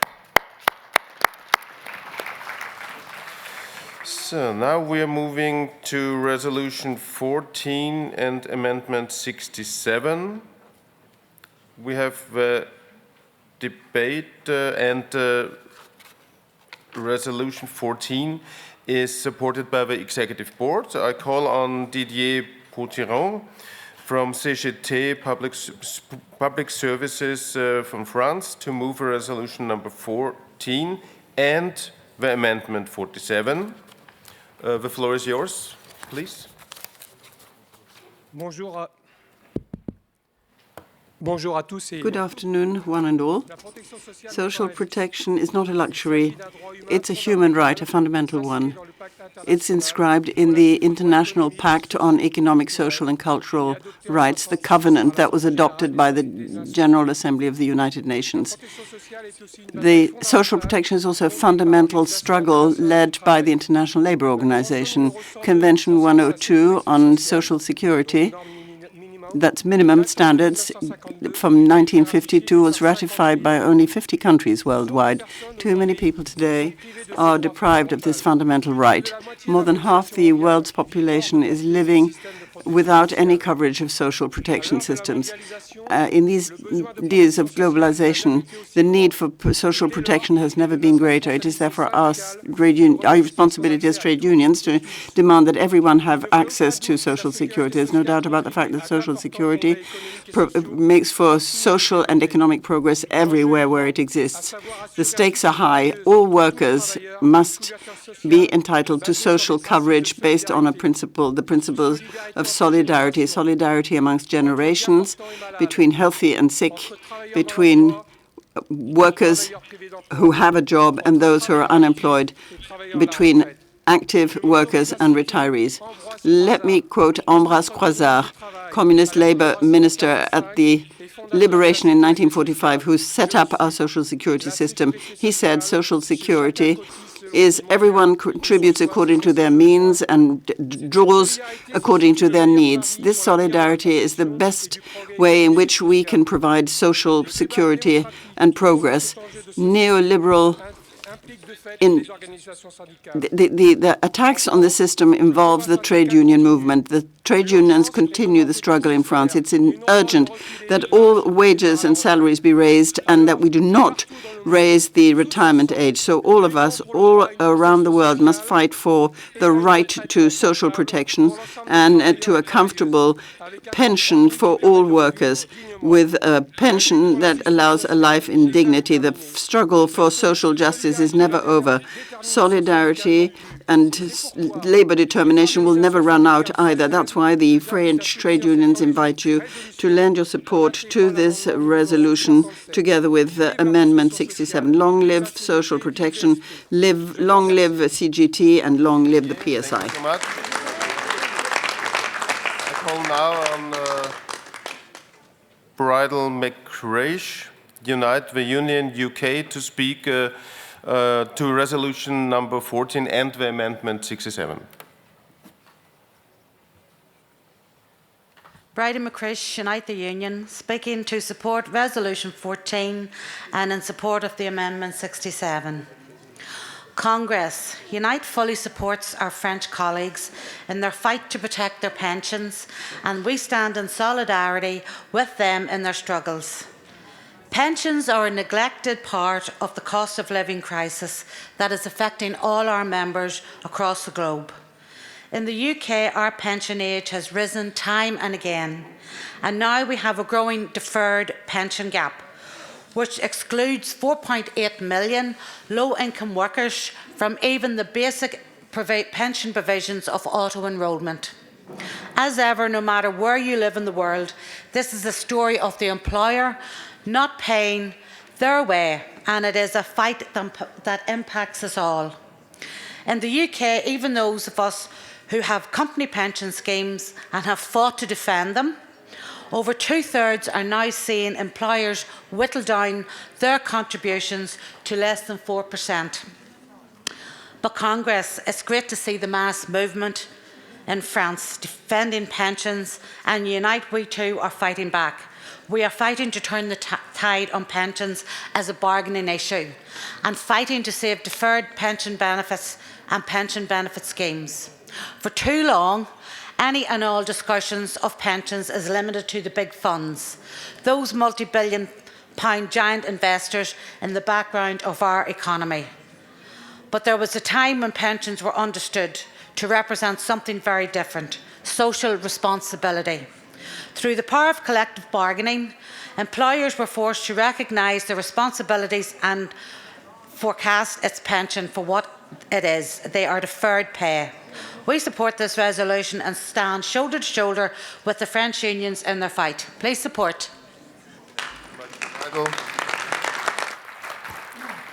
We will now move forward for the adoption of Amendment 67. Please, if you're in favor, raise your delegate badge. Yes, thank you. If you're against, raise your delegate card now.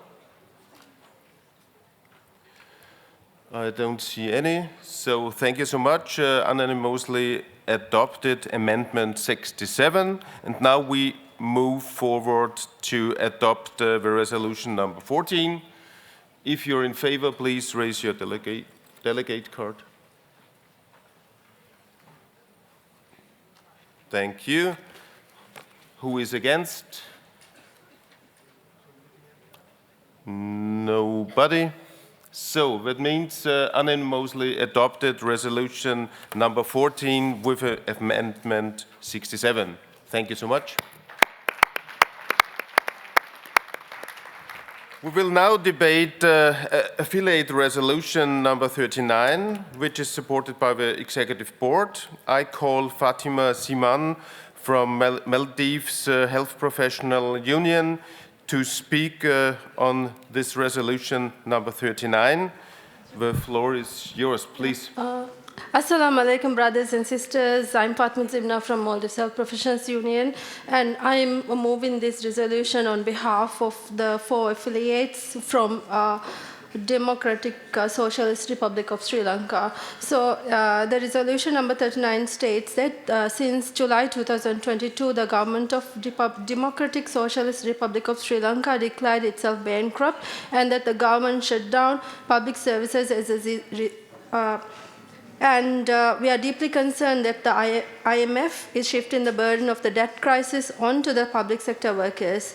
And we express solidarity with PSI affiliates and the workers of Sri Lanka defending quality public services, decent work, trade union rights, and fighting for people over profits. And we request your commitment with PSI affiliates in Sri Lanka in support of campaigns for economic, social, and shared prosperity.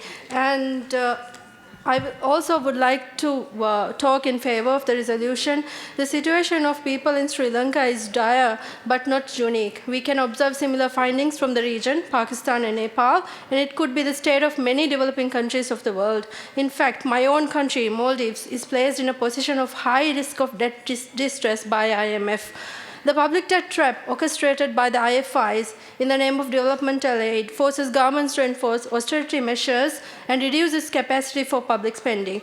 It means more privatization of essential services such as health and utilities, results in loss of public sector jobs, infringement on trade union rights, leading to deterioration of working conditions. The huge burden of the detriments to the essential services is largely felt by the marginalized and most vulnerable populations. Furthermore, the repercussions result in loss of professionals and brain drain to high-income countries, which leads to severely negative outcomes to the social and economic development of the countries. To negate the social and economic crisis resulting from debt, we need a new approach to debt management and debt restructuring, where we place people at the center of development and people's basic human rights are protected. We need a newer debt workout mechanism where the bilateral and multilateral financial arrangements are held accountable to the public. Public taxation policy should be people-friendly and not corporate-friendly. PSI and trade union movement must reaffirm its commitment to uphold our governments accountable. We must reaffirm our commitment to equitable quality public services. For that, we need sustainable developmental financing through tax justice and debt workout solution that place the worker and citizens at the center. Thank you. Thank you so much, Fatima. We have no more speakers on this resolution, so we're going for a vote. If you are in favor of this resolution number 39, please raise your delegate card. Thank you so much. If you're against this resolution, please raise your card now. This is not the case, so I declare resolution number 39 unanimously adopted. Thank you so much. Yeah, now we have the opportunity to thank you, the speakers, for your really huge discipline, because we were running out of time earlier this day. We saved now the time and have the opportunity to reward you with a video. It's a video from about the sanitation workers in Bangladesh, followed by a video, a second successful Glasgow equal pay strike. Please, can you start the video?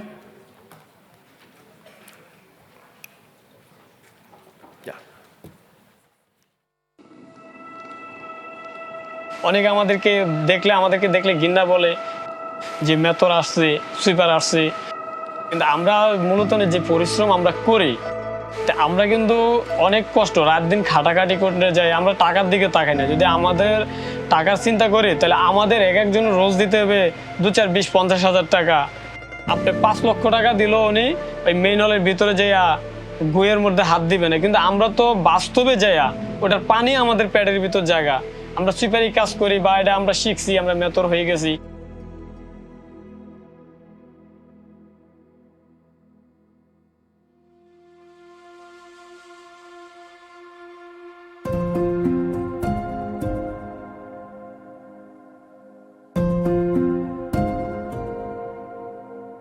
আমার নাম হয়েছে যে মোহাম্মদ লোকমান হোসেন। আমি ঢাকা ওয়াসারে কাজ করি। আমরা ওই যে দৈনিক লেবার হিসেবে আমরা কাজ করি। আমি কাজ করতেছি প্রায় 8 বছর। এই সোয়ারাস লাইনে ভাই অন্য কোনো মানুষ আসবে না। কেন আসবে না? এটা ময়লার কাজ, এটাকে সবাই ঘৃণা করে। আর আমাদের বেশিরভাগই আমাদেরকে কোনো সেফ নিয়ে কাজ করতে আমরা পারতেছি না, যেটা আমরা দুর্বল বলতে আমাদেরকে কোনো যন্ত্রপাতি বেশিরভাগই আমাদেরকে শুধু একটা রশি দিবে, 2টা বালতি দিবে, একটা শাপল দিবে, মাঝে যে একটা বেল বাঁধতে হয় আমাদের ওটা হয় না। এই জন্য আমাদের বেশিরভাগই আমরা বিপদের মুখে সবসময় পড়ে যাই। শরীরে অনেক ধরনের সমস্যা হয়। দেখা গেছে নিচের কাজ করলে পায়ে দিয়ে কোনো গুতাগাতি যে কিছু সুং ঢুকে বা শাল ঢুকে বা ওই ইঞ্জেকশনের সিরিজের গায়ে খাই। 10 দিন কাজ হলে দেখা গেছে 5 দিন অসুস্থ হইতে হয়। যেমন আমি গত মাসে কাজ করে আমার এখানে সাপল ঢুকছিল। সাপল ঢুকে আমি প্রায় 15 দিন আমি অচল অবস্থায় ছিলাম। চকবাজারের মোচরে আমি জেলখানার ডালে ওখানে একটা পিট আছে 22 ফিট গভীর। পিটটা ছিল অনেক গভীর কিন্তু ডাকটা ছিল ছোট, 18 ইঞ্চি কভার। তাই ওই 18 ইঞ্চি কভার থেকে আমি যখন পানিটা বেশি হয়ে গেছে তখন আমি দ্রুত ওঠার জন্য উঠছে ওই খিলাল যে পিট ছিল, খিলাল পিটের ভাঙতে ভাঙতে এটার একটা রড বাসা দিছিল। রডটা আমার এই পেটে দিয়ে ঢুকে গেছে অলরেডি। এখানেও মানে দাগটা এখন আছে একবারে বুক বরাবর। আর এই জায়গাটা আমি মানে একবার পুরো নামে এলেছি। নিচে নামার জন্য 1 নাম্বার হলো আমার কোমরে যে একটা বেল্ট থাকার কথা, আমি বেল্টটা আমাদের হয় না। তারপরে আমাদের মুখে যে একটা মাস্কের মতন যে অক্সিজেনের ব্যবস্থা যেটা করার আমরা সেটা পাইতেছি না। যে অনেক পিঠে কিন্তু আমাদের গ্যাস থাকে, এটা ধরার মতন না। কিছুদিন আগে এই বাসার একজন লোক আর এই যে আমাদের কর্নারে যে আমরা ভিডিও করছিলাম আমগাছতলে, 2 জন লোক এক লগে মনে করেন এক পিঠের ভিতরে মারা গেছে। ওটার ভিতরে গ্যাস ছিল, বুঝতে পারে নাই। স্ল্যাব উঠানের 2 ঘন্টা পরে ওনাদেরকে নামানো হয়েছে। একজনকে বাঁচাইতে যেয়ে আরেকজন মারা গেছে। আমাদের যখন মেইন হলে নামানো হয় শীতকালেও কিন্তু মেইন হলের ভিতরে গরম থাকে, আর গরম তাহলে তো মানে এটা আগুনের মতনই থাকে। তখন শরীরে একবারে মানে যখন কাজের শেষে বোঝা যায়, যখন আমি গোসলটা করি বাসায় আসি তখন আমার মানে বোঝা যায় যে আমার অবস্থা একবারই খারাপ যাইতেছে। তখন তো 2টা নাপা খেয়ে নিই। বেশিরভাগে ঠান্ডা লাগে, এই কাজে বেশিরভাগ আমাদের বুকে কফ জমে যায়। আমাদের বর্তমানে এখন আমাদের জন্য যদি পোশাকের ব্যবস্থা করা যেত, যেমন হাতের রাবারের হ্যান্ড গ্লাভসগুলা, রাবারের জুতাগুলা, তারপরে যে গায়ের বডির জন্য পুরো বডির জন্য মাথা হতে একবারে পোশাকটা, যে আপনার অক্সিজেন সিস্টেম যে অলরেডি যেগুলো আছে বেল হতে, এগুলো সব কিছু হলে আমাদের জন্য একটু নিরাপত্তা হইতো, আমরা একটু সুযোগ সুবিধাভাবে কাজ করতে আমাদের একটু ভালো হইতো। এটাই। যেমন আমরা যদি একটা ময়লার কাজ করতেছি চলাকালীন অবস্থা আমাদের খিদা লাগছে, আমরা যদি দোকানে যাই যদি 1 কাপ চা চাই, তা আমাদের চেহারার দিকে তাকায় আমাদেরকে চা দিত মানুষ ইতস্ত করে যে ওনারা তো সুইপার বা আরেকটা ভাষায় বলে মেতর। তখন আমাদেরকে বলে ভাই একটু সাইডে যান। দেখা গেছে অনেক দোকানে বলে কি চা থাকলেও বলে যে ভাই আমাদের কাছে চা নাই, হদাই নাই। মানে যখন আমরা ময়লা শরীর নিয়ে যখন আমরা পরিষ্কার হয়েও তারপরেও যদি আমাদেরকে দেখছে যে আমরা ময়লার কাজ করছি, যে উনি যদি দেখে তারপরে উনি দেখা গেছে কি আমরা ওনার পাশে বসলাম উনি সরে যাবে। এরকম ময়লার কাজে অনেক জায়গায় যে আমাদের অনেক বকা শুনতে হয়েছে।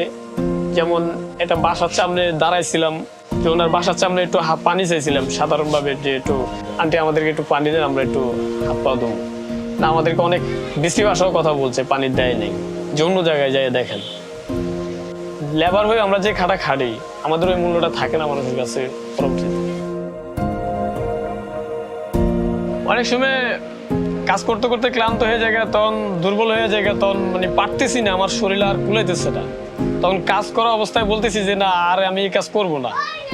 এখন যখন কাজ করে চলে আসি, আসার পরে চিন্তা করি যে আমি তো আগামীকালকে যদি আমি কাজে না যাই তাহলে তো আমার চুলায় পাতিল বসবে না। তা ওটা চিন্তা করে আবার চলে যাই কাজে। আমার সাথে আমার আম্মা আছে, আমার বোন আছে, আর আমার ওয়াইফ আছে, আমার বাচ্চা আছে। টানাটানি হয়ে যায়। মানে দেখা গেছে এই মাসে আমি 15,000 টাকা কামাইছি, আমার ঘর ভাড়া দিয়ে খাওয়া টাওয়া দিয়ে আমার একবারে মুখামুখি হয়ে যায়, খুব কষ্টে যায়। মানে তেমন একটা ভালো দিন আমাদের যায় না। আমি আজকে 4 বছর ধরে আমি বাড়িতে যাইনি, কিন্তু আমি আম্মার খরচ, ছোট ভাই পড়ালেখা করে মাদ্রাসায়, ছোট বোন, ওদের খরচপাতি সবই আমি ঠিক মতনই দিতেছি, কিন্তু আমি লজ্জায় আমি বাড়িতে যেতে পারতেছি না। যেহেতু আমাদের পাড়াপড়শির ভিতরে আমাদের কাকা আছে, জ্যাঠা আছে, অনেক ধরনের আত্মীয় স্বজন ওনারা দেখছে অলরেডি আমাকে এরকম ময়লা অবস্থা দেখছে। তখন আমি বাড়িতে যাই কি উত্তর দেব? কোনো প্রশ্নের আমার কোনো উত্তর নেই। এটা তো আমাদের কর্ম, এটা তো কাজে, কাজ তো আর ছুরি না। আমি চাই যে সমাজের মধ্যে আমি একটু ভালো কাজ করতে পারি, একটু ভালো থাকতে পারি, সমাজের সবার সাথে যেন আমি মিলেমিশে চলতে পারি। আমার এতটুকুই আশা ভাষা, আমার আর অন্য কিছু চাওয়া নেই।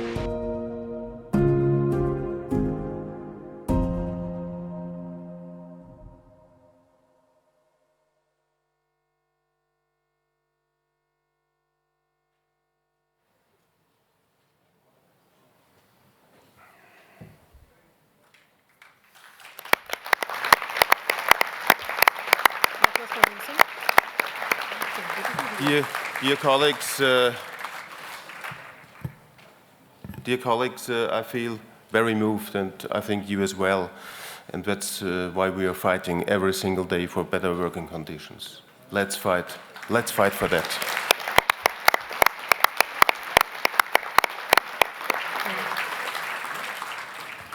Dear colleagues, now we are at the end of today's session, and for tomorrow's agenda, I have some announcements which are really important because tomorrow morning, first session, we are adopting the Constitution. That means we need a 2/3 majority for that.